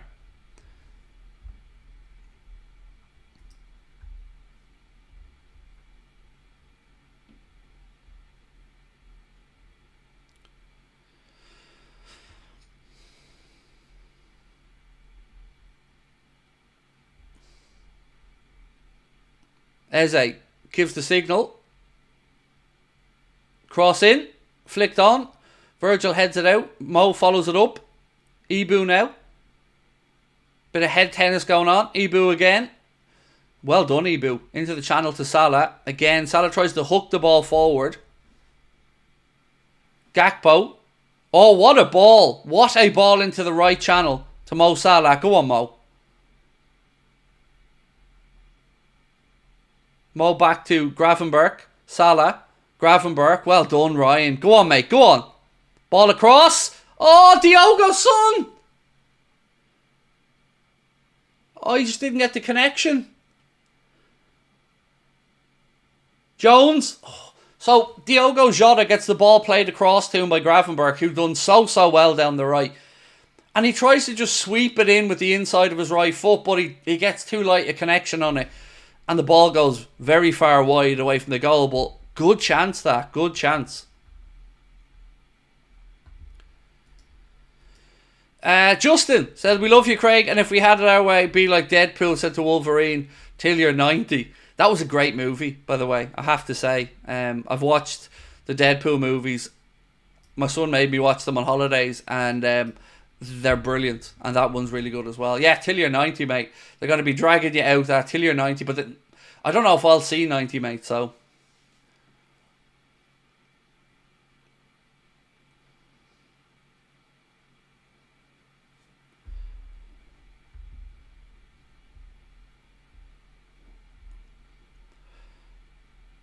Is there a decent referee in the Premier League? I think Jared Gillett isn't too bad. I've enjoyed watching Jarrett Gillett's performances. And I like how straightforward he comes across as well as a ref. Right, just over 10 minutes to go in the first half at Sellers Park. Liverpool leading by a Diogo Jota goal to 0. And to be quite honest, has been relatively comfortable so far. So, match stats. Liverpool with 3 attempts, 2 on target, 0-0 for Palace. Costas. Back inside to Virgil.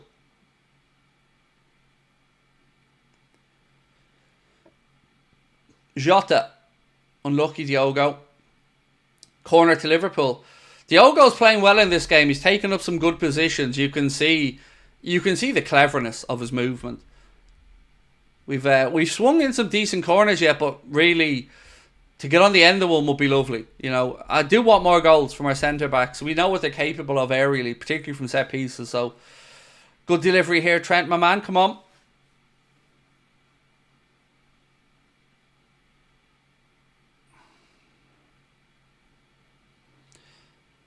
Ram said, of course, it's the Aussie lad from halfway around the world with the least bias. Watch his body cam footage. Least biased ref in the Prem. Yeah, I enjoyed that little behind the scenes thing with Jared Gill. I thought he came across very well. Look again, Hooper. This referee's a gimp. Every time.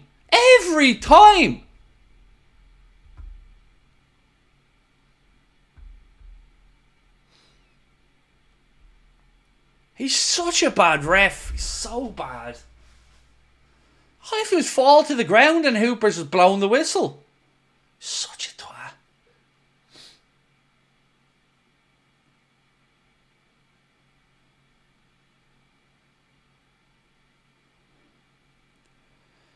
Are you planning on going to Wales sometime? We were in Cardiff in August. We did a live show at the Richard Burton Theatre in Cardiff on August the 2nd. So yeah, we were just in Cardiff. Virgil. Ball in field. Ibu now. Ball out again to that right channel, but Palace get a defender across.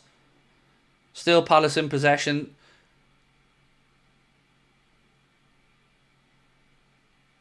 Oh, Hooper plays an advantage this time. He was about to blow because the Palace player went to ground, but he plays an advantage. Liverpool win it back.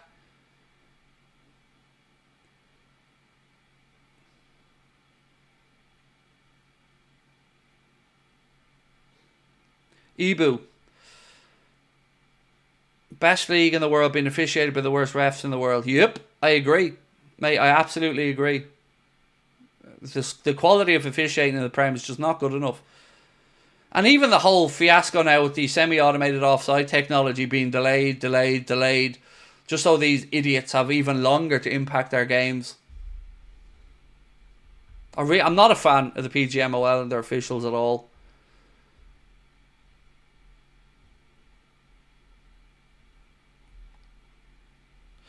Hi man, love the channel. I hope you say. Look, I've no plans to finish up. There's not a plan that says at the end of this season I'm leaving. That's not the case at all. What I'm saying is, it's been a difficult last month for me on a personal level with regards to everything, you know, combined. And I found it more and more difficult to stick a smile on and come on and do the streams. So yeah, I'm hoping that the week away is going to give me a little reset and a break, and I'll come back more optimistic is probably the best way to say it. Do you know what? I'm going to try and explain it to you. I feel like we have an amazing community and a great channel and a great positive impact, but I don't feel like we've yet really we haven't had an ability to show the world on a wider scale what our community's about, and trying to figure out the best way to do that, to market the channel, to move us forward, to grow our community. I'm getting a little bit stuck in a loop at the minute, and I just need a slap or something to wake me up. Right, Trent with the corner. Our 7th of the game, by the way. 2 so far. So 9 first half corners. Quite a bit. Good delivery this time, Trent, my man. Come on. Gives the signal. Ball in towards the near post. Ooh, better. So Trent flicks it in towards the front of the 6-yard box, near post. Virgil cuts across. Gets there, kind of runs and heads as he flicks it towards goal. Can't quite keep it down and it goes over the keeper's bar. I do think he got a little push there. I mean, look at the wrestling in there from Klein. For some of the shit Hooper's given a free kick for, and you see the amount of contact on Virgil there, it kind of makes you laugh sometimes. What these refs give things for in certain areas of the pitch. And then you see Virgil being shoved.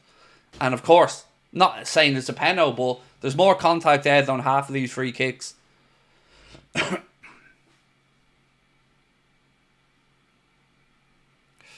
Again, Palace get it into a wide area, put a cross in, but it's low, it's weak, and it's straight towards Alisson, thankfully.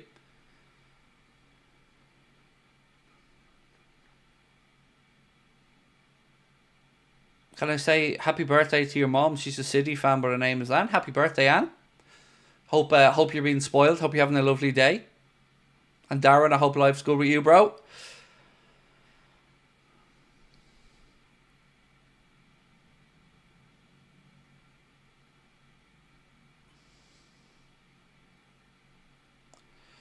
Hooper's wife. Well, I'm not saying that. I'm not saying that. I'm not talking about someone's family. Sorry. Jota's been laughing at all the decisions, said Steve. Yeah, because they're a joke, quite frankly, mate. A lot of them. Let's look at some of the stats, actually, so far in the game. See quite how dominant we've been. 77% possession so far for Liverpool in this game, which is interesting. Here's an interesting stat for you. Ooh. 9 fouls for Liverpool, 0 given against Palace. 0. 9 fouls for us, 0 given against Palace. 0.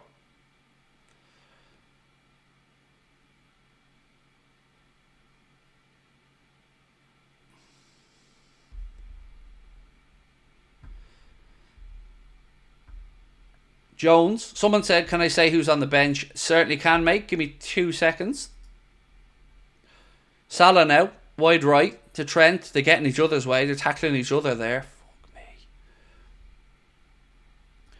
Trent and Salah tackled each other. Now Palace are starting to counter. Motrack's back with... Oh, Hooper again. I'm honestly going to lose my shit with this absolute... another yellow! He's a dope! Hooper, you are a dope! Absolute state of him. He is. He's such a pathetic little sport. My God.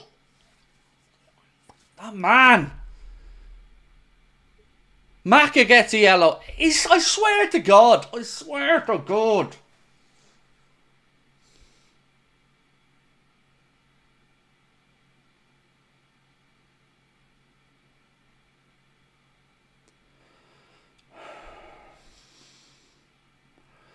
Palace free kick comes to nothing. This, honestly, Webb, if you're watching, this lad's a moron. A moron.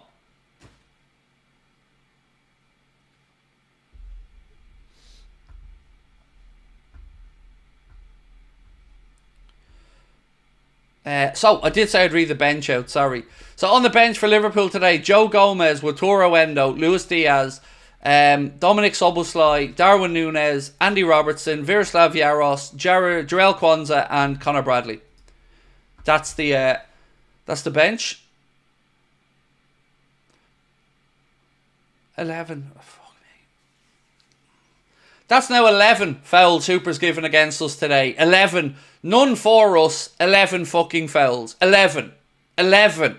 11 fouls. 11 stupid little niggly bullshit fouls. 11 of them. 11 fouls. Already 11.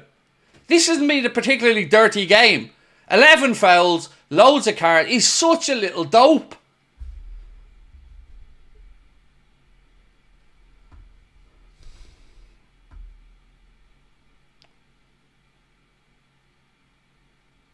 Well done, Costas.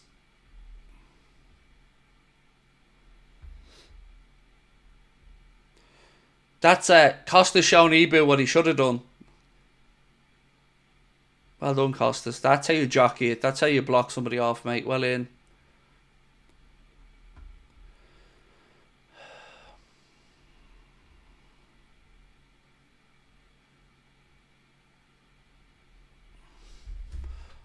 How is Hooper allowed near any of our games? He clearly... Yeah, look, I'm going to bite my tongue before I get in trouble. Such a dope.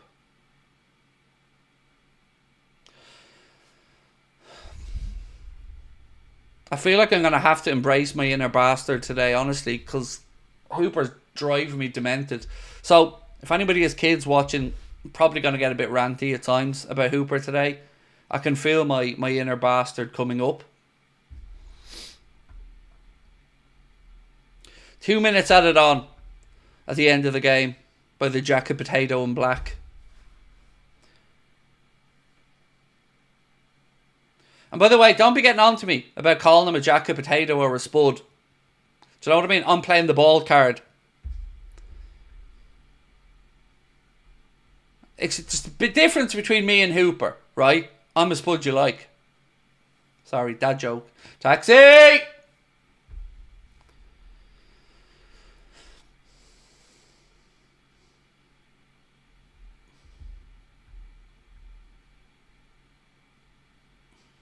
Wharton. Oh, good ball through. Oh, yeah. Oh, Allison. My boy. What a save. Sarr gets through. Fires a good low shot. And Allison gets down and makes a great save. Not just that. He's onside as well. Makes a great save and then gets up and gets onto it quickly. What a goalkeeper. Best in the world. Schmeichel, Foster. You can all shut the fuck up. Give the man the respect. I'm sick of it now. Schmeichel, I'm talking to you. And you as well, Mr. Ben Foster. How on earth these lads put Ederson ahead of him? I don't know. Best in the goddamn world, and the disrespect needs to stop. Alisson Becker needs more respect on his name. These former goalkeepers and pundits talking about, oh, Ederson. Fuck Ederson. Alisson's the best in the world. Every week he proves it.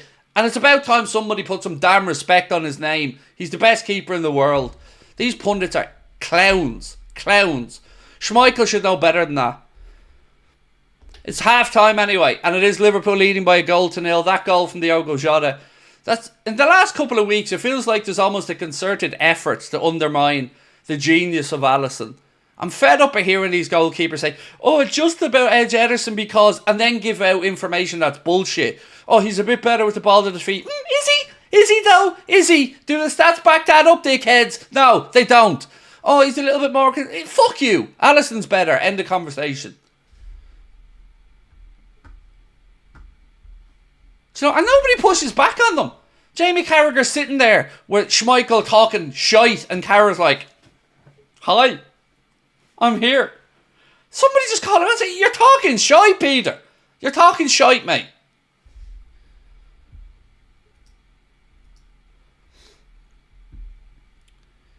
Yes, Craig, he is in fact the best. He is. It's like... I don't even think it's bias. It's just a fact. He's certainly better than that other clown up in Manchester. Like, one, Alisson has far more caps. Yes, he started his international career 2 years before him, but still has lots more. Statistically, he's a better goalkeeper. His passing percentage rate from the ball at his feet is better. Like, I'm fed up of it. I heard Ben Foster 1 week, and then I hear Peter Schmeichel the next week. I don't know where these lads are getting these ill-informed opinions from, because they should know better. Former goalkeepers too. Good former keepers. Talking absolute pony.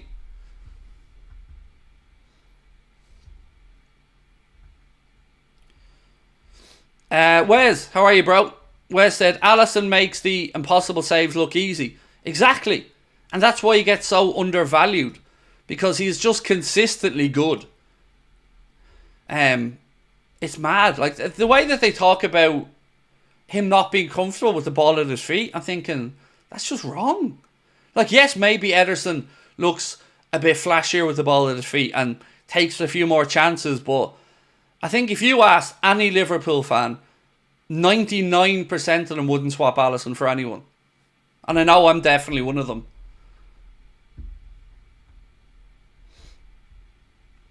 Do I like noodles? I'll eat them, but they're not on my food goat list.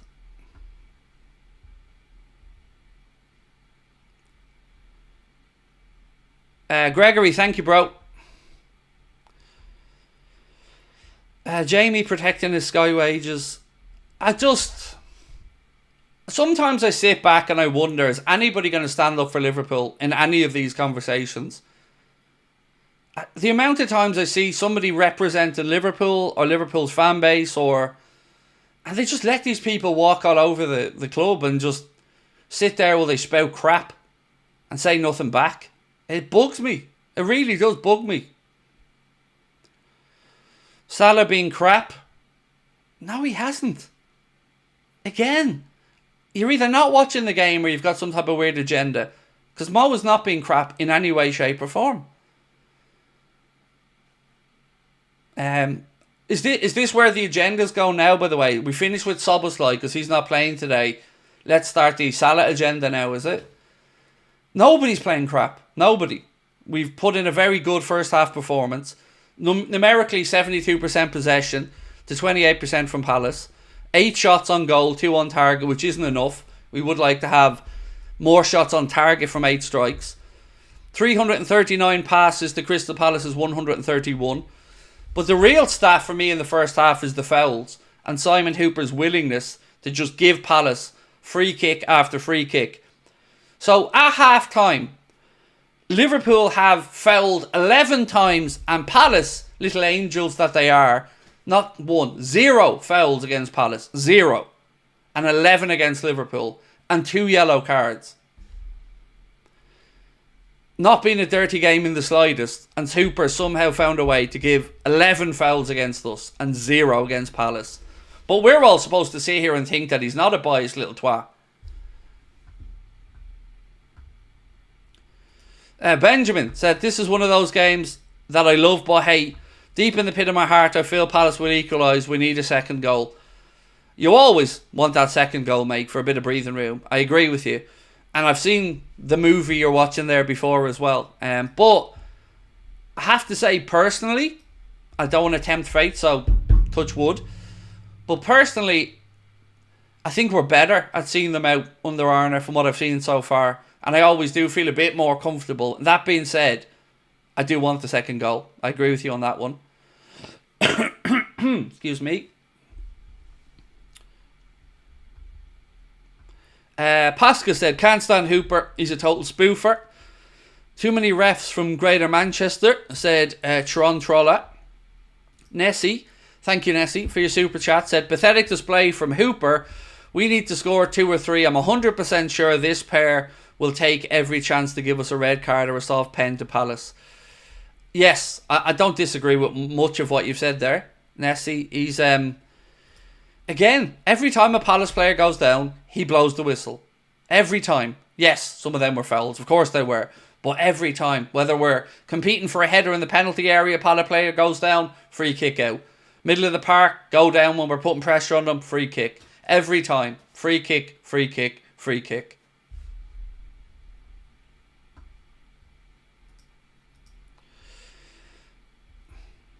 Hooper is a tosser. I would say more of a word that rhymes with Clint.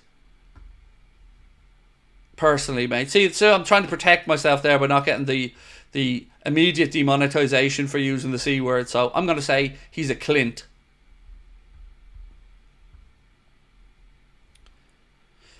Hellier Matthews said, Crystal Palace have been awful. There's almost nothing in their midfield and Liverpool have 75% of the ball.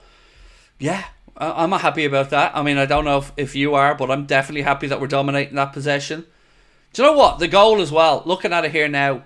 So Verge plays it to Costas and he quickly gets his head up, slips a lovely ball in behind to Gakpo, who rolls in a beautiful pass to Diogo Jota. And you got to give credit to the timing of Diogo Jota's run and the direction of his run. Gets in between the centre-backs, in behind both of them. It's a late run so they can't see him arriving. And just toe pokes the first time past the keeper. It's a proper centre-forward finish, that.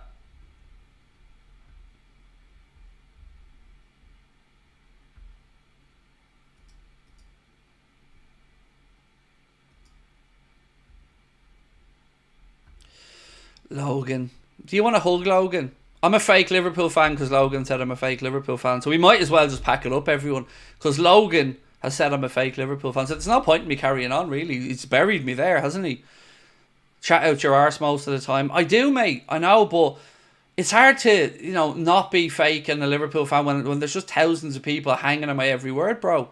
It's difficult, I don't want to be this cultural icon that I'm becoming, Logan, but, it's the cross that I have to bear. I get up every day and I look outside, the birds are singing and sun's shining, and I think, how can I help the little gimps of this world like Logan out? What can I do to possibly give these no-hopers a dream, you know, something to build their life on. And I think if I keep going, keep chatting shit, maybe the no-hopers like Logan can someday, I don't know, push trolleys around Tesco. I don't know if I'm being too optimistic there for you, Logan, but so if you keep following my example, bro, someday you'll get there. You know, maybe you'll graduate up to the trolleys. Maybe you'll start out in the back of the packaging or something, you know, something for a man of your talents. But I'll tell you what, bro, you leave the big boy shit to the big boys and go back to just being a poor little B-class troll.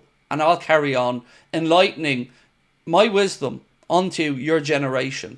What you should be doing, Logan, is worshipping at the altar and the gospel according to Craig, which is, quite frankly, mate, fucking gold. So, you know what I mean? You are welcome. Like, don't get me wrong, Logan. You are welcome here. I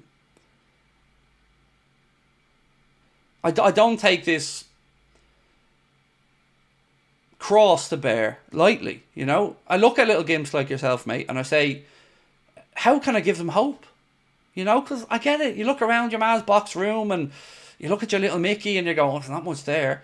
You know, when will I ever see a pair of boobs? Don't know. And I can't help you with that, mate, because you've clearly got no game. But, you know, look at me and there's hope. If this idiot who talks out his arse can become the most watched Liverpool fan in the world, then maybe, mate, you can be Tesco's Employee of the Month, October 2029. You know? Let us know how you get on, by the way. And if you do get it, I'll come in and buy you a kebab or something. We can't say fairer than that, Logan.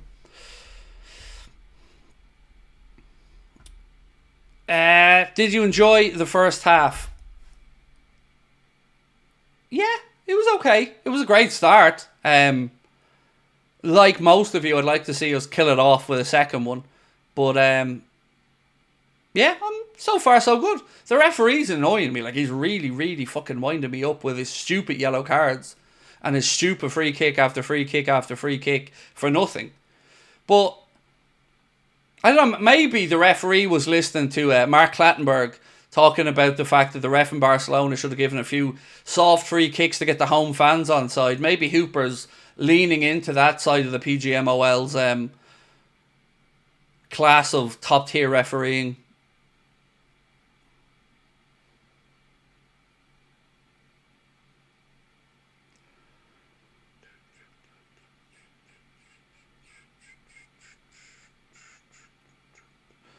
Don't like that you've dissed shop workers there.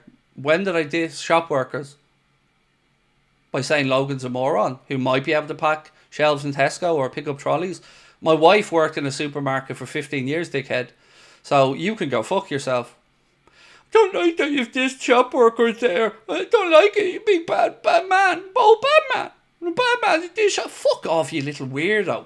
Offended by everything, just go away. Like, honestly, just fuck off. Everyone's always, get over yourself. I worked in a fucking shop. My wife worked in the shop. My daughter worked in the shop. Nobody's dissing shop workers, mate. It's part of your journey through life. I'm just trying to give our little friend Logan something to live for, something to build up to, something to achieve in life. Maybe you're right. Maybe I've gone a bit over the top. Maybe Lidl is his ceiling. Maybe he won't get to Tesco. But I'm still want to give him hope.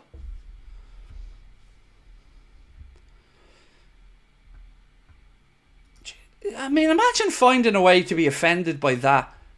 God almighty, you little sap, grow up. And look, I'm here to tell you and call you out on your crap as well. You don't get to be offended by everything. Like, life's going to be long and arduous and tough if everything offends you. And particularly if you're listening to me. Like, you're going to get offended if that offended you. So, trigger warning. Where was that? Gio, thank you, bro. What do you think of the new players in the team? I think Costas is doing quite well. You know, I got to give him his credit for that ball into Gakpo. It was very well timed. And he's defended quite well as well today, Costas. Couple of good bits of back post defending, as I'd call it. And using his body strength as well to shield the ball and let it go out. So, yeah, so far so good there. Cody Gakpo, I think, has performed very well over the half. Delicious ball into Diogo. And, of course, Diogo has answered the manager's faith by scoring. So, all in all, pretty good.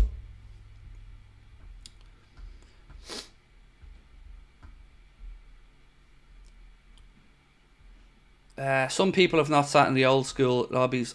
Oh, mate, honestly, if my friends are assassins, like, I don't know if it's an Irish thing, but my God, if you heard some of the conversations between Irish groups of mates, there'd be a lot of offence taken. But we, yeah, maybe it's just I grew up differently, but my mates are all vicious and I love it. I love them all for it.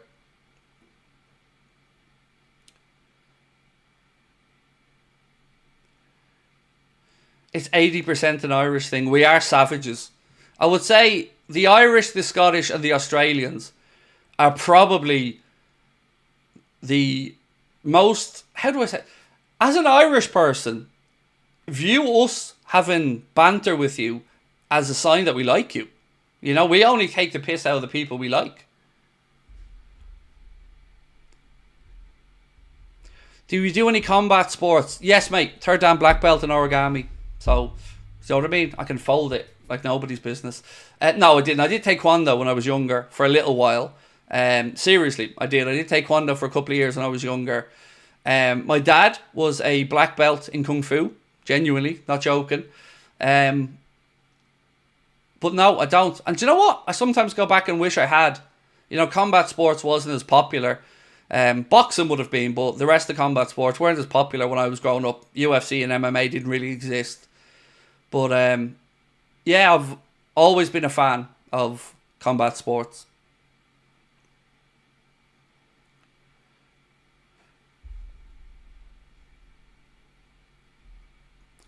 Corbyn 2003 said he's offended because it's the popular thing to do. Well, you might as well stay on trend, bro, you know.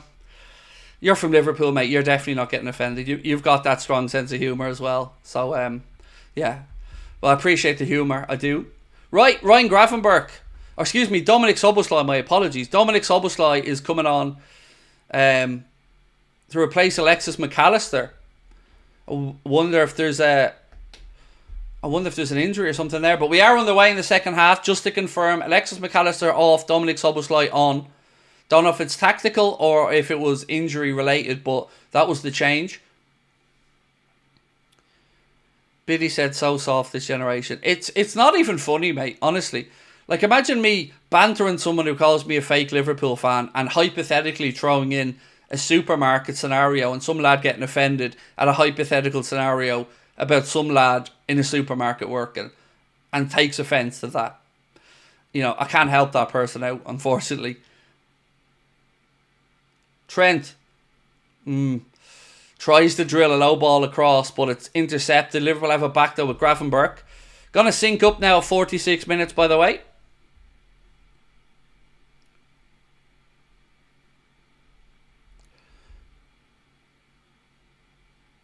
I'm 2 seconds ahead of my own clock here on the match. So I'm going to stick at 47 because I'm going to check this clock and pause it for 2 seconds. Because I'm 2 seconds ahead of my own game. Where is the clock?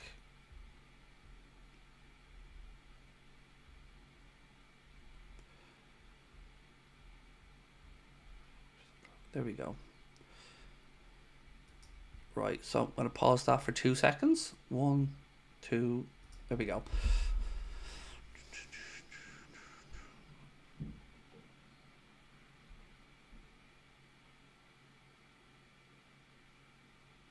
Right, we're back on the way. Adam, how are you, bro? Spurs fan and fan of your channel. Well, firstly, thank you. Were you happy with Spurs beat United 3-0 and thoughts on Spurs this season? Was I happy when you beat United? Absolutely. Delighted, mate, that you beat them. Thoughts on the season so far for you? You're always going to have questions about Spurs defence, right? You are. It's so attack-minded. But you guys in full flow are enjoyable to watch. I think you'll finish in the top 6, but I don't know where. Right, so I missed the 47-minute sync, sorry.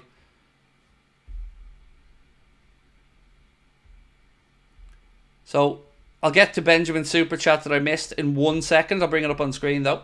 So we are at now 47 minutes and 30, 31, 32, 33, 34, 35, 36, 37, 38, 39, 40. Right, Diogo. So, Benjamin said, where's Benjamin's comment? Sorry, I brought up the wrong one. Let me get Benjamin's comment up there. Benjamin said, I wonder if Costas may be playing himself into a starter role. Thoughts? I know you've doubts, Craig, but he seems to be switched on. As I said at half-time, Benjamin, I think he's been very good today. Full credit to Costas. I've no qualms about how he's playing today. He's done some good back post defending. As I said, he showed his strength as well.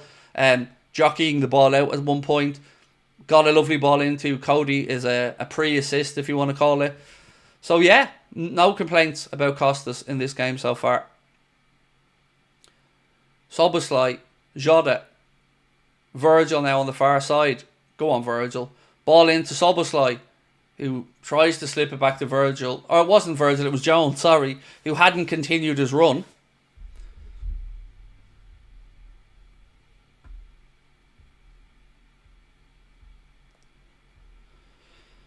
Craig, I've been a Liverpool fan growing up. I may not watch all the games, but now I'm watching more of them. Me and my uncle talk about football because he's also a Reds fan. Nice. Lovely that you have that connection with your uncle, mate. And yeah, I hope you continue to keep loving the game. And of course, the Reds.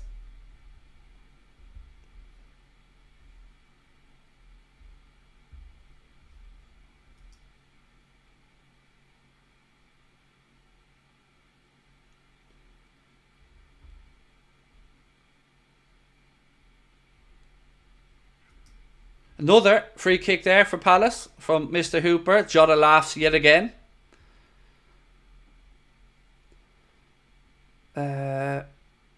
Maka has ice on his leg. So yes, it does look like it's a bit of a physical knockdown for Maka. Which worries me, Mark, going into the international break then. If he goes away with Argentina, is he going to pick up another injury? Last thing we want is him being out of the Chelsea game. Oh, finally! Finally, Hooper's given us a free kick. Foul on Diogo Jota, ironically.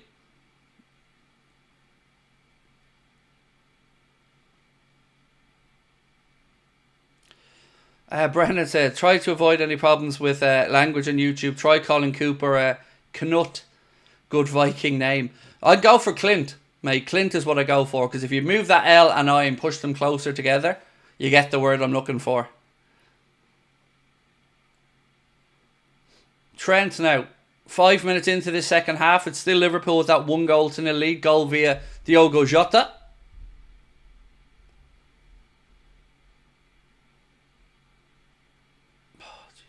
Again. Nothing there, Hooper, no. Of course not. Nothing there. Diogo gets wrestled to the ground. And this absolute Cabbage Patch Kid that is Simon Hooper. Look at him. He's been wrestled to the ground by Gay. And Hooper just... oh well, nothing to see here. Honestly. Arne, look, welcome Arne. Welcome. Welcome to the Premier League of the PGMOL, Arne. The man who hasn't lost his cool once this season is finally starting to get pissed off. Welcome, Arne. We told you it was going to happen. You come in with the best of intentions and then you see the referees.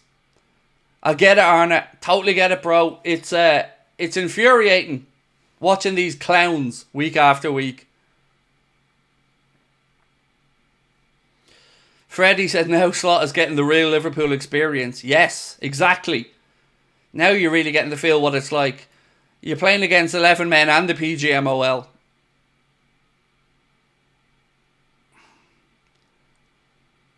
He's such a poor official. So bad.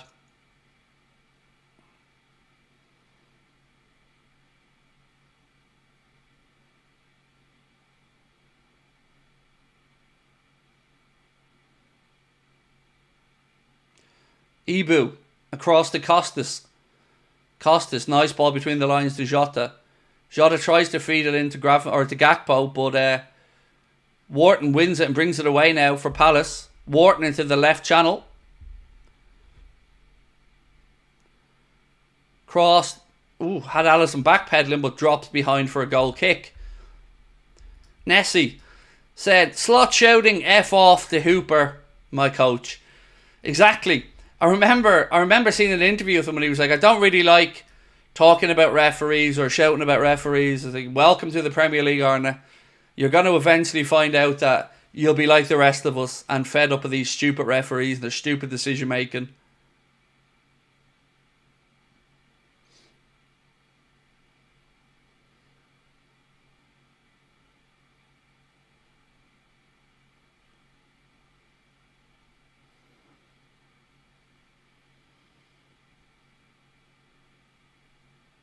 Oh, well done, Dom. Unlucky. Unlucky, Mo. Unlucky. Yes, Costas. Got to give Costas his flowers today. His positioning and the way he's defending. Give the man his credit.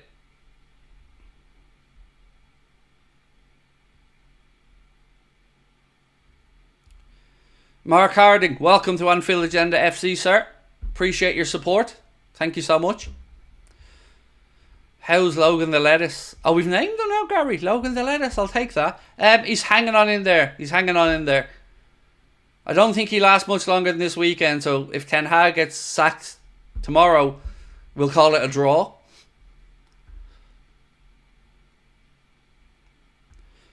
When/how do we vote for our match ratings? Thank you for asking the question. In our match reaction, we do a live match reaction. So in that match reaction, you'll see a link at the top of the chat. Click on that. That will take you to a page. You just need to sign in with your email address, and then you can vote for your player ratings. Connor then gets all the player ratings from you guys, puts them all together and averages them out. Salah, Trent. Ooh, unlucky. Ball across the near post. Keeper saves it with his feet. So yeah, in the match reaction show, you guys will be able to vote for your player ratings, and then we'll include them in the video. I give my score, and then we give the Anfield Agenda community score as well.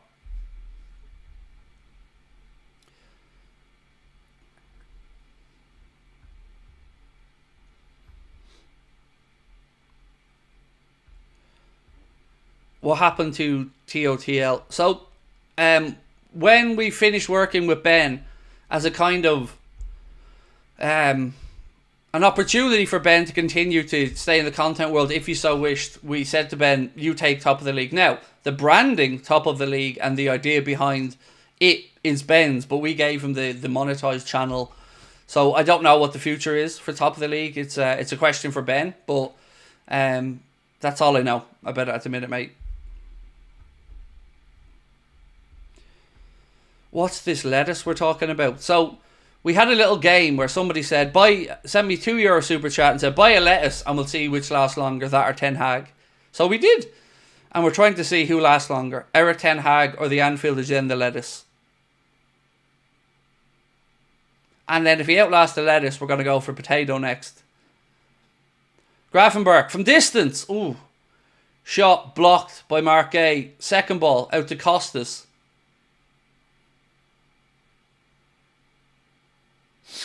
Virgil. Ball in behind to Mo. Oh, Mo. You got to be scoring that, bro. Got to be scoring that.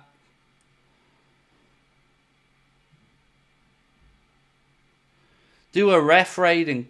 It's a good idea. And maybe, Connor, we can put that into future ratings after the international break if you're listening, bro.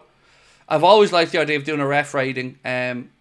Somebody suggested it before. I just keep forgetting to add it in. So, yes, good idea, and thank you. Yeah, Salah should have scored that. It was a beautiful ball by Van Dijk. Salah got in behind the defence, controlled it, tried to flick the ball, and just didn't get the contact on it. But again, that's a good sign for me. If we're playing low blocks and stuff, and Virgil's able to pick out little balls like that, it's a good sign for the future.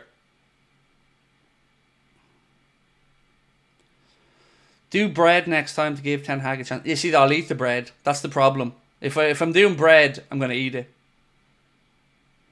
Whereas the lettuce is safe, obviously. Oh, there's the words nobody ever wanted to see on a TV screen. Voice of Joe Cole.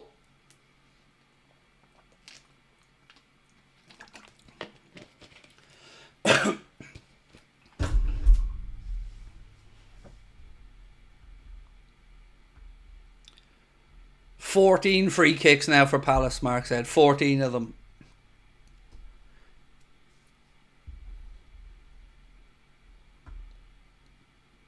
Mo. Needs an option, boys. Has to go back to Allison. Well done, Mo. Ali goes long. What's wrong with Joe Cole? Let me phrase that question a little bit differently. What's right with Joe Cole? Honestly, you tell me what's right with Joe Cole, and then we'll go from there. Because Joe Cole, I don't like him, basically. And I don't like that he always badmouths his time at Liverpool as well, when he came and stole a living.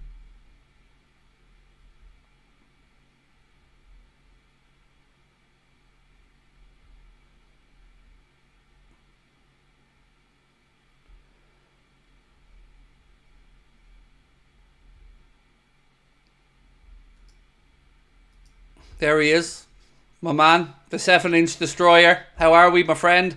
Craig, come home with a lovely girl last night, but when my hands went down her pants, I felt like I was feeding a horse. What should I do? Get some sugar cubes. Job done. No? You know, I'm here to help. Love life. Ask Craig. It's good to go.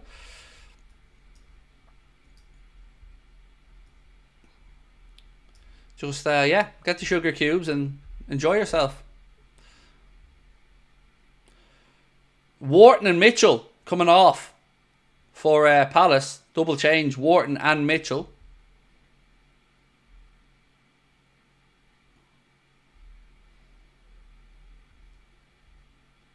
Mateta and Hughes coming on.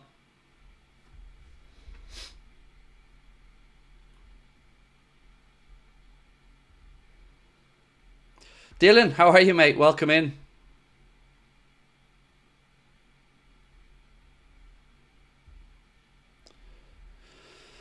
The way United have been playing, even Craig could have scored against them. No offence. You don't get to, offend somebody and then just say no offence, mate. I have a wand of a left foot, don't you know?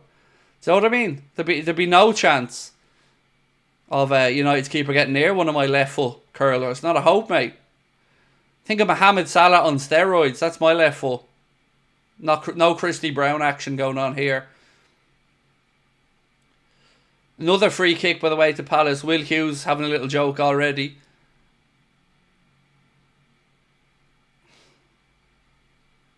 We are at the hour mark. If you haven't, please do hit that subscribe button. Drop a like on the stream as well, my friends.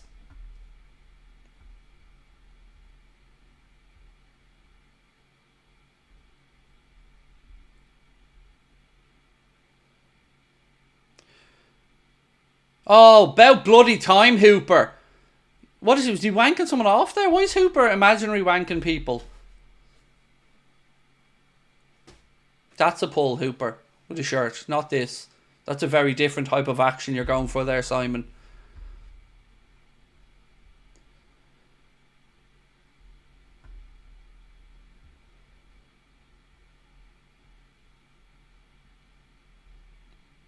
Is Slot still pissed? No, he's sobered up now, mate. Sobered up. Someone gave him a strong coffee.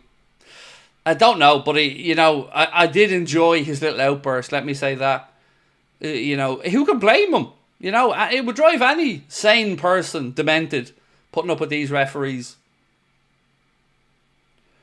Right, free kick. Trent over it. Palace have a 3-man wall.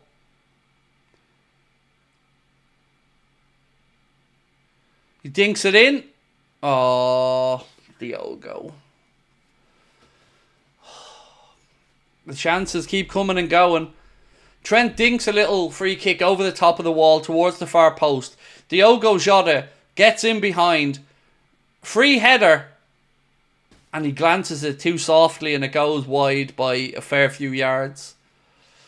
So one of them, he needed just a bit of a stronger connection on it and he tried to glance it, but too light of a touch and goes wide, but another chance goes a missing.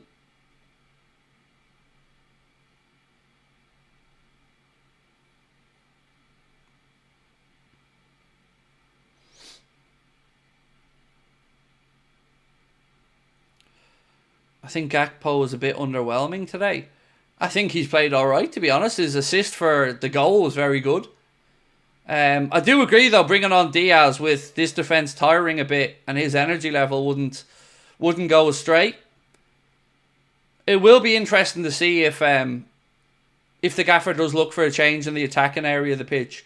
Obviously, we'd seen a change at half-time. Alexis McAllister was replaced by Dominic Szoboszlai.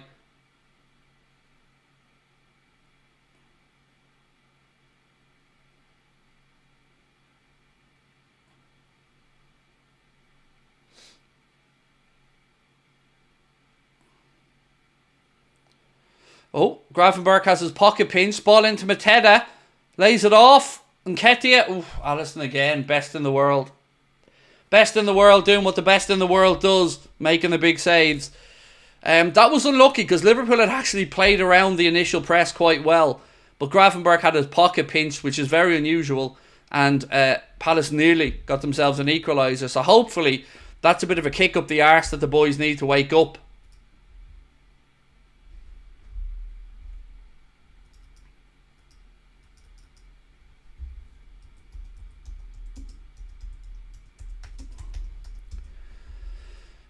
Trent into the right channel. Go on, go on. Palace hook it away. Alisson is the best. Absolutely he is.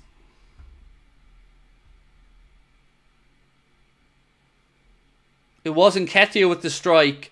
And Ali just watches it, gets a strong arm on it and makes the save. His positioning is always so good.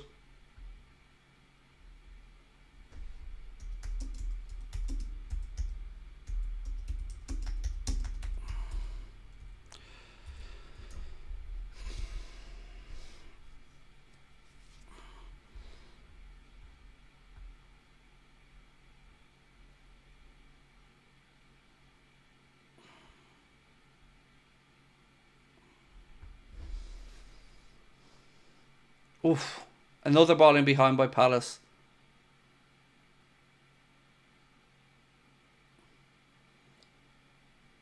Jones. Hooper plays an advantage when there wasn't really one to us, but Virgil now in possession. Back to Alisson.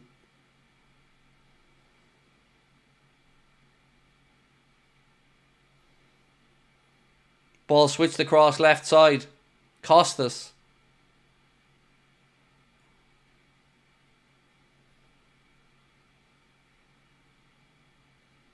Go on. Szoboszlai. Strike! Ooh, unlucky. Gets behind it. Straight down the throat of Henderson, but a good strike.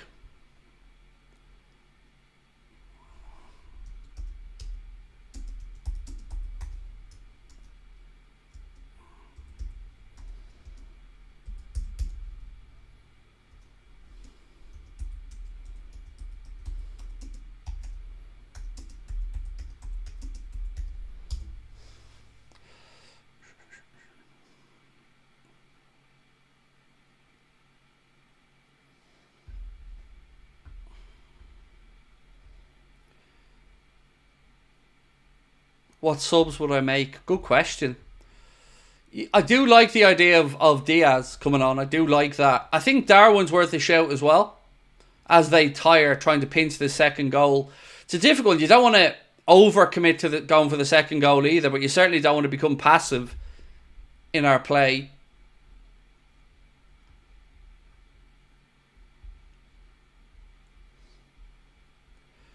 We're at that time there where you would assume the manager would make a change or two. Is the Chiesa injury serious? Honestly, Jay, I'm not sure, mate. You know, the manager said it was touch and go whether he'd be able to train before this game. So I would expect it not to be anything that's going to keep him out for a prolonged period. But then again, until we get absolute confirmation, you never know. Ooh, an attempt from distance there from Palace as Alisson backpedaling. Ball goes behind from Chalobah though, harmlessly for us, thankfully for the goal kick.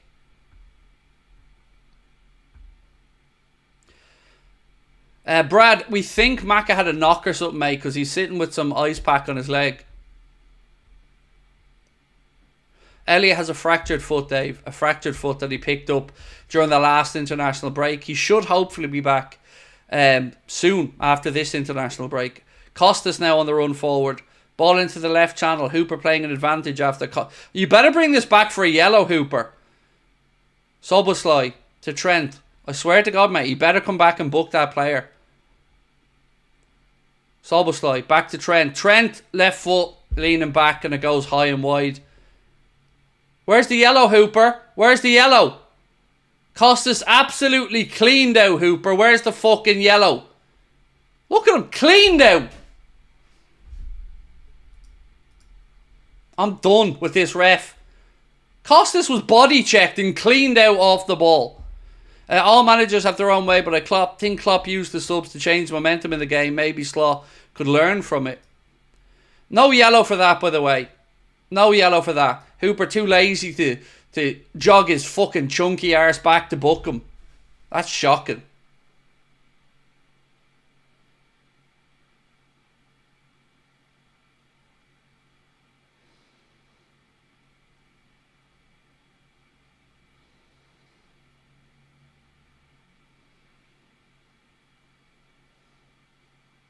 Oh, Lucho's getting togged out and ready to come on. It's going to be Luis Diaz time. He's getting some final instructions.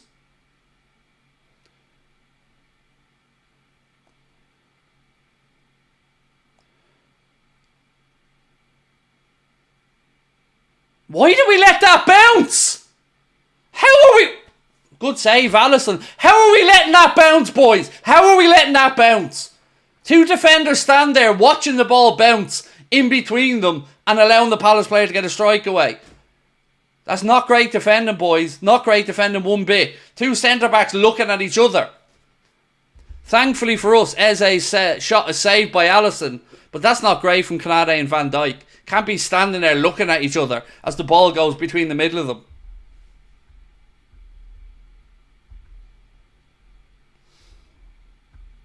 Again, Alisson shown why he's the best in the world, but defensively we need to be better.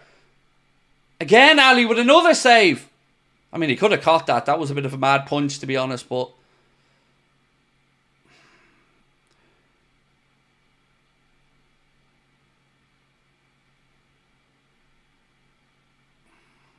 Big man doing his thing in goal.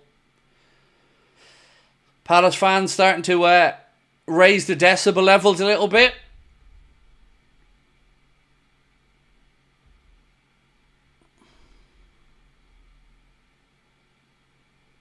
Again, Ali comes out. Gets two fists on it. Costas wins the sec. That's a free, ref. That's a free. Where's the card? Where's the card, you little gimp? Book him! Book him!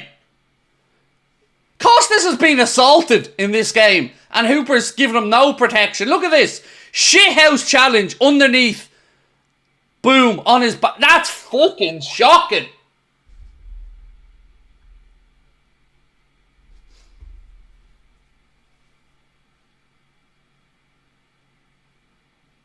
That was not a foul. Are you on crack?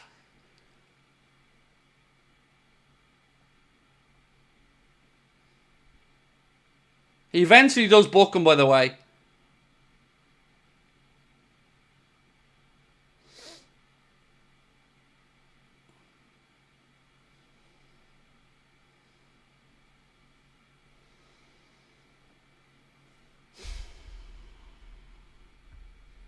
Bro's a bit angry. Bro wants to do what Alisson did to that ball to Hooper's head.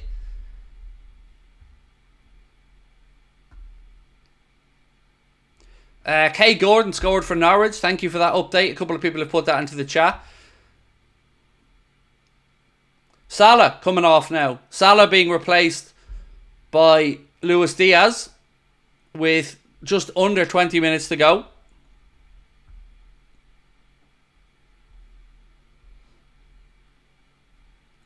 Yeah, Tudian, is that the only sentence you know? Mate, bro's a bit angry. I mean, we talked about this a minute ago. You already got your little pat on the head, mate. And yes, bro is a bit angry because the referee's an absolute dope. No protection for our boys out there. None.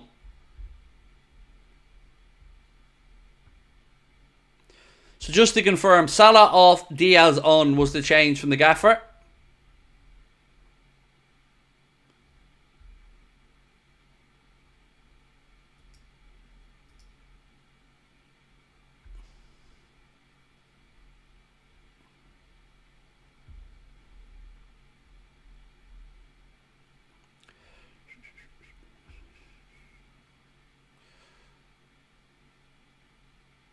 Will Hughes there, another foul. He's gone in the book for that. A foul on Jones. So Will Hughes on a yellow. 18 to go.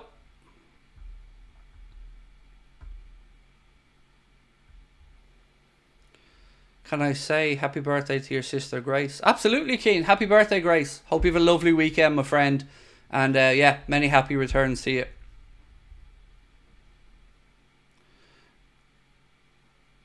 Some of the comments in the chat make me really laugh. Does bro not know about anger baiting? I do, but I'm also just angry at what I'm seeing on the pitch. It's not the comment that's making me angry, my friend. It's the referee. So, yes, I get baited quite a bit. I'm aware of being baited into being angry, but it isn't the chat making me angry. It's the referee.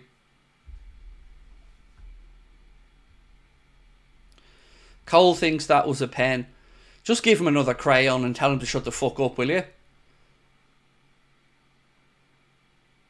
Just somebody give Joe Cole a crayon and a colouring book and just tell him to shut up.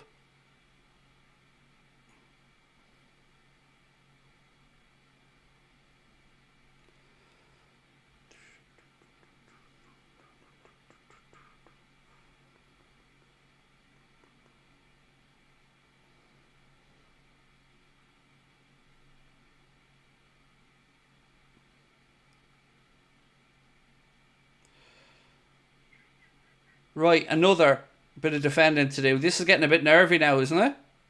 Cross in, headed away by Virgil. Second ball back in, takes a few deflections, but Alisson comes out and claims it. So, my friends, we've just over 15 to go. 1-0 to Liverpool and a 12:30 kickoff away from home. How are we feeling? How are we all feeling out there?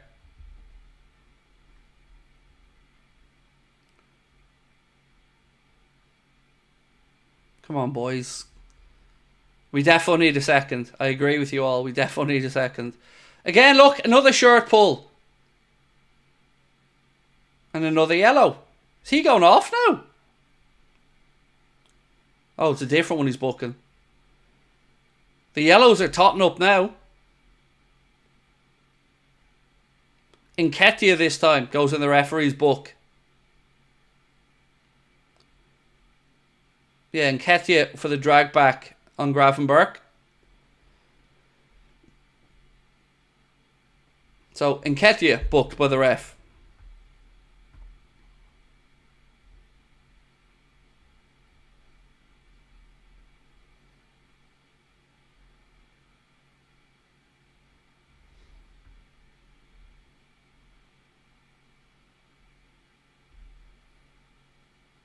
Oh shit, Alisson's fucked. Alisson's gone down injured. Oh,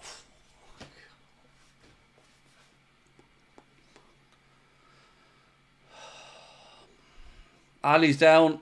Remember, Yaros is the keeper on the bench for us. Because Kelleher's sick.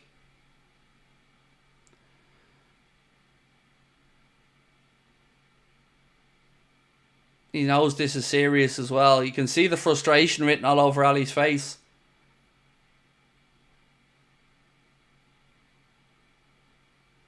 No, this is...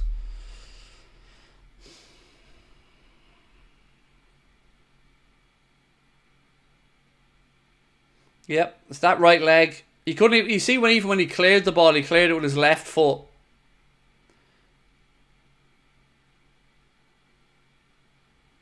Yeah, you can see it there. He couldn't even clear it with his right foot. He had to use his left. Shit.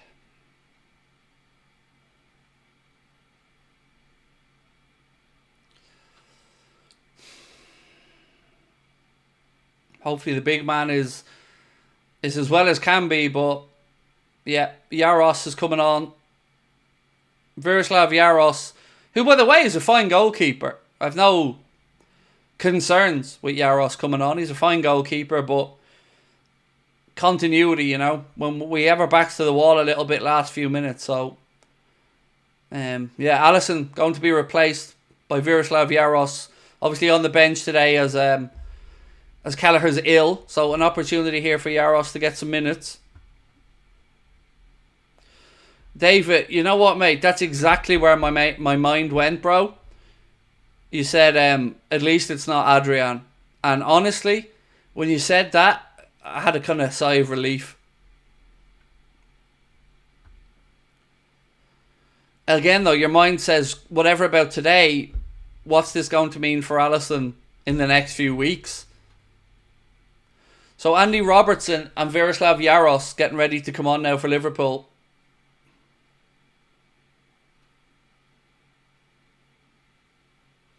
Kelleher's ill, mate. He's ill. So unfortunately wasn't able to get into the matchday squad today with that illness. So just their luck, isn't it?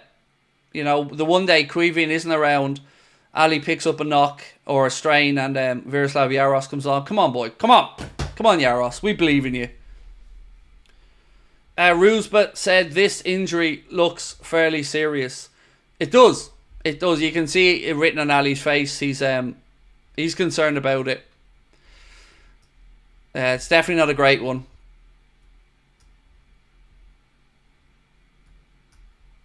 But we are where we are. We are where we are. Right, Robbo on for Costas. And look, I think Costas deserves credit today for his performance.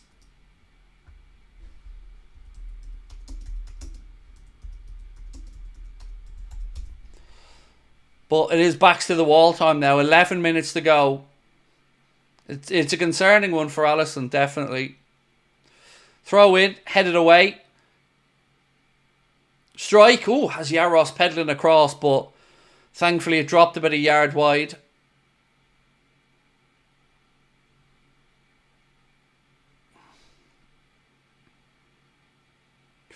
Took his deflection, that as well. Right, 10 minutes to go, plus stoppage time. Liverpool with a slender 1-goal lead.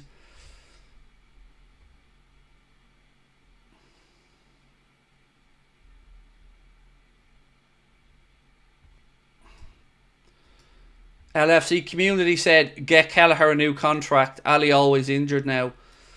Well, you wonder, does that play into the thinking of the Mamardashvili signing? He certainly is starting to pick up a few more injuries than we would be used to, Alisson. So yeah, it is unfortunate. Get up! Are you joking me, Hooper? You fucking cauliflower! You absolute twat! Oh my god. This ref, honestly, I'm gonna lose it. This ref, he couldn't be any more incompetent if he actually tried. He's gonna cost us. This ref is going to shaft us.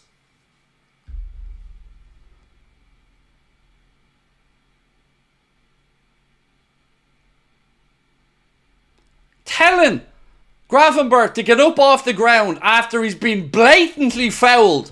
He's an absolute spoofer, this man. Look at that. Grab by the waist. And Hooper he's such a twat. Still can't believe what he's looking at. I don't blame you, Arne, mate. I don't blame you. It's like a gimp apocalypse out there.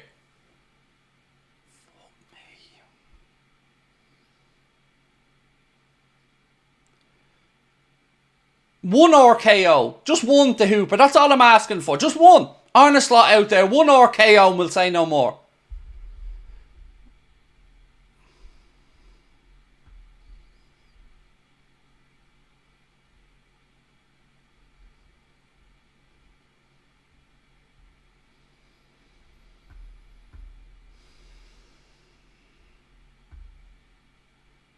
I can't bring up that comment, LFC community, mate. I can't bring it up. I appreciate it, but I can't bring it up.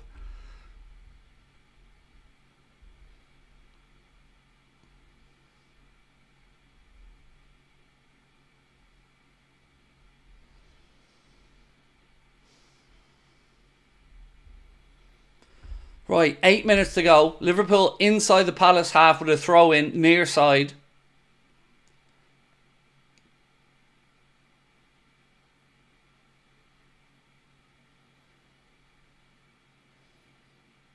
Throw in to Lucho. He gets a cross in.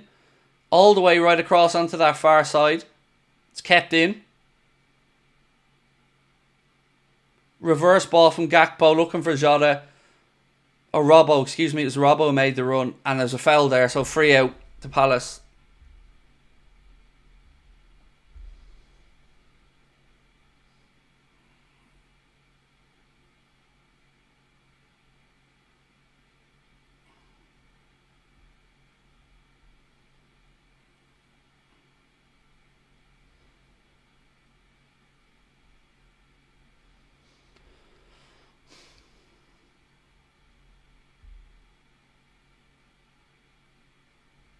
TNT Sports showing lots of replays there. Virgil dragging the Palace player back. And look, I have to say, probably was a foul. The only thing was, if it was, I don't know if it was Nketiah he grabbed back. He wasn't getting near the ball, but it was certainly grabbing at the arm. And I think we're lucky. We're fortunate we didn't concede a penalty there. Let's be honest about it.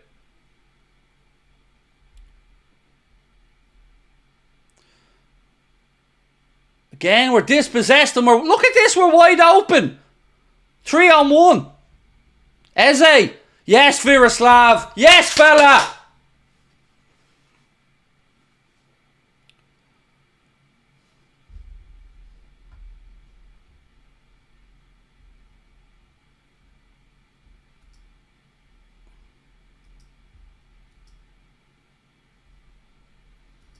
Great stop that from the keeper. Squeaky bum time here, lads. Squeaky bum time. Again, we were dispossessed in midfield. Turnover possession and are countered. Good save by the keeper, though.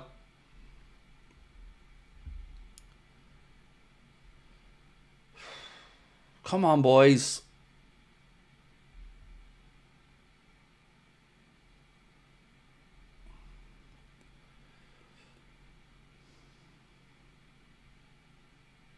Robbo. Gakpo. Come on. Virgil. Jones. Back to Virgil. Ibu. To Trent. 5 minutes plus stoppage time to go. Diaz now on the gallop. Go on, Lucho. Go on. Into the left channel. To Gakpo. Ooh. Leaning back. Cuts in onto his right foot, Cody, after a good build-up play from Diaz. He's leaning back with the strike, though, and it goes high and wide. Tom said, regardless of the result, the referee has ruined the game. You forgot one important word there, Tom. Again. Again, mate. Because how many times do we have this conversation? Referees wanting to be the centre of attention. It's shocking. Craig, you beautiful man, we got this. I hope so, Giannis, my friend. I hope so, and thank you for your super chat. I very much hope we do. But I can't lie, I'm getting nervous.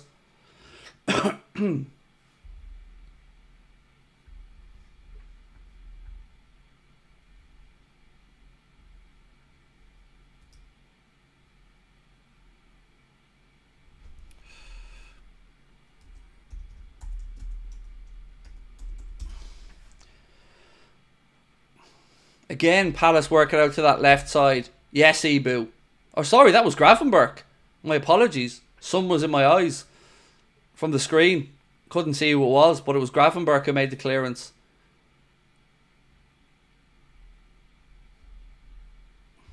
Salah got taken off with about 20 to go, Ronnie. He was replaced by Diaz.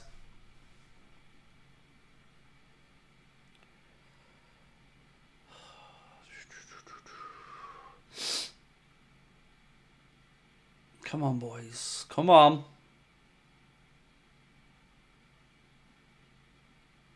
Palace on another cross in. Again, great defending. It was Ibu this time. He's so good aerial, isn't he? Soboslai to Robbo. Robbo just goes long, hoofs it forward. Jota, second ball breaks to Lucho, who misplaces his pass and it's blocked. Palace then hook the ball out left hand side from Henderson. He can keep it in though, and it'll go out for a Liverpool throw in on the near side. LFC community said, when will Kelleher return? Scared for the Chelsea game. He should. If it's an illness, mate, you would expect he's certainly back for the Chelsea game after the international break. But I fear as well you know, that Ali will be out for a while by the looks of it. That looked like an injury from that looked like the face of a man who knew he was going to be out for a while. You could see how angry, frustrated he was as well. But to be fair to Jaros, fair play to the guy since he's come on, he's done really well.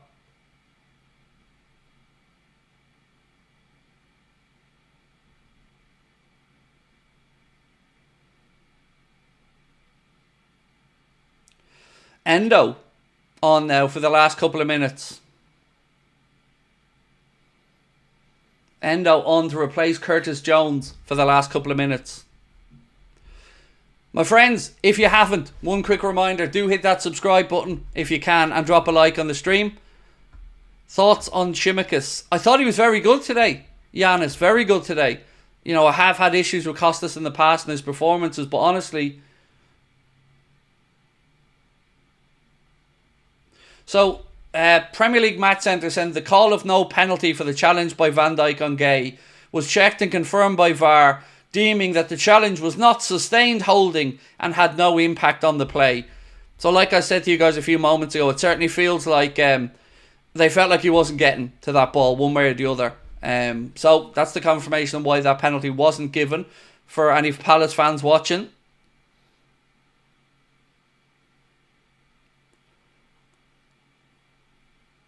Ball down into the left channel now. Gakpo, back to Lucho. Lucho! Strike is blocked. Second ball. Again, it's still Liverpool out of the box. Diaz.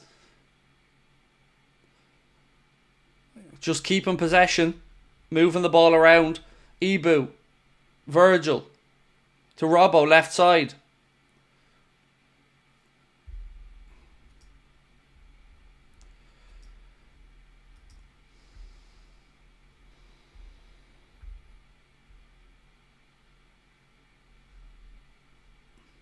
Jaros goes along with the ball.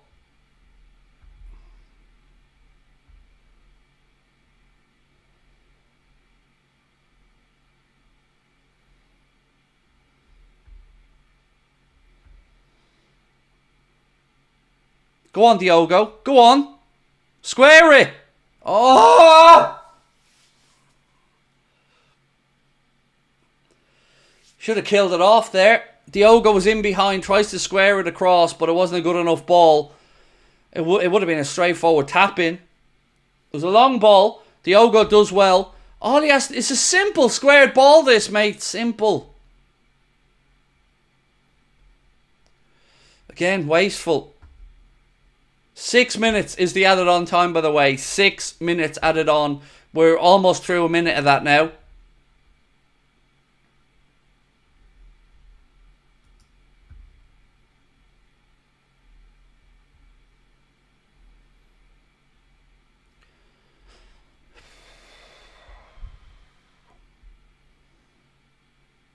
Come on, boys.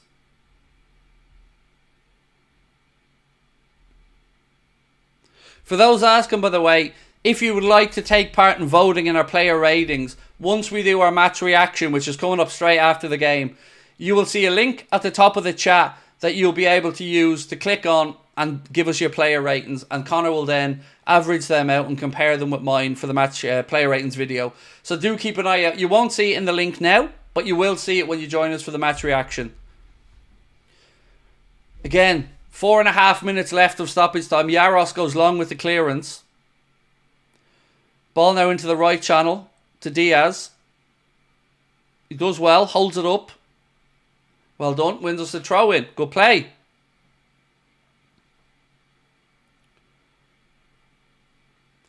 Good. That's good play by Diaz. Holding it up in the corner, winning us a throw in, eating into the clock. Proper game management, nothing wrong with it. Away from home, a win is a win is a win, so...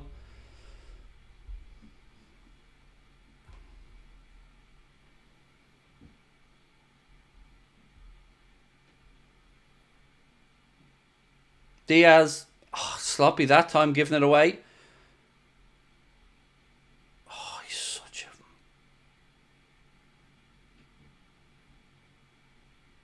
Palace take the free kick quickly. Yes, Jaros! Yes, young man!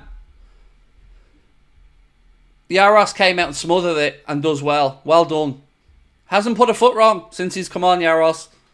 Robbo now, galloping down the left. We got a hard run of fixtures after the break. Bring it on. Yeah, I hope our level goes up, Giannis, after the break, because it's going to need to. Let's be honest. We've gotten some fairly unconvincing wins. Wins nonetheless, don't get me wrong, but definitely need our level to go up. Soboslai, strike. Never really got hold of that. Goes behind harmlessly for a goal kick. 2.5 minutes of stoppage time to go. Virgil van Dijk has been named man of the match by the TNT Sport team. So don't forget, you guys will also be voting for your man of the match in our player match reaction, excuse me. You'll be voting for your man of the match and you'll have the chance to vote your player ratings as well. Jota holding it up, left side. Well done, well done. Wins a free kick. Well done, Diogo.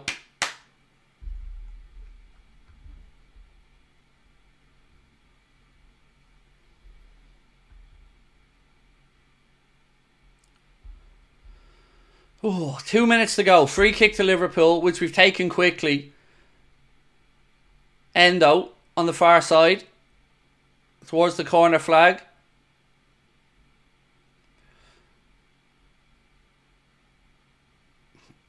Yeah. Has the ref not given a handball there? Because it was a blatant handball from Endo. How is he not? He's given Palace the throw in when it was a blatant handball. He's so shit. He doesn't even know when the ball's blatantly handled.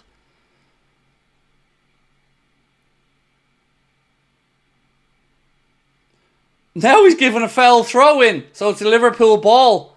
Oh, God. If you're a Palace fan watching this and you see Hooper not giving you a free kick and then following that up with a foul throw, I'll take it as a Liverpool fan.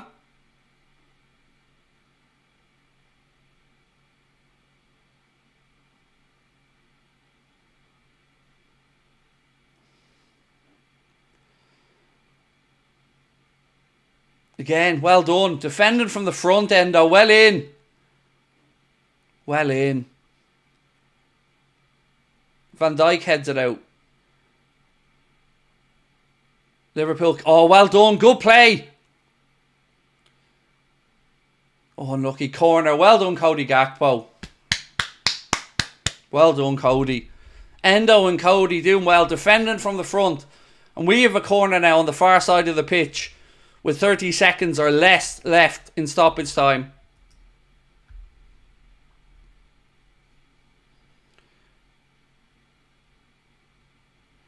Just keep the ball, boys. Keep the ball. That's it. Go back to the keeper. Just keep the damn ball. Yaros goes long with it. All eyes on Hooper. Again, the misplaced pass. Still all eyes on the ref.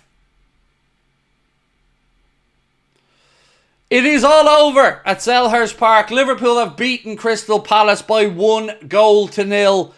It wasn't convincing. It wasn't vintage. But I tell you what, it's job done. It's 10 games now for Arne Slot. 9 victories as Liverpool manager. And he's very, very unhappy with the performance of the referees. He's straight up into the 4th official at the end of it. But just to confirm, my friends, it does finish. Crystal Palace 0, Liverpool 1.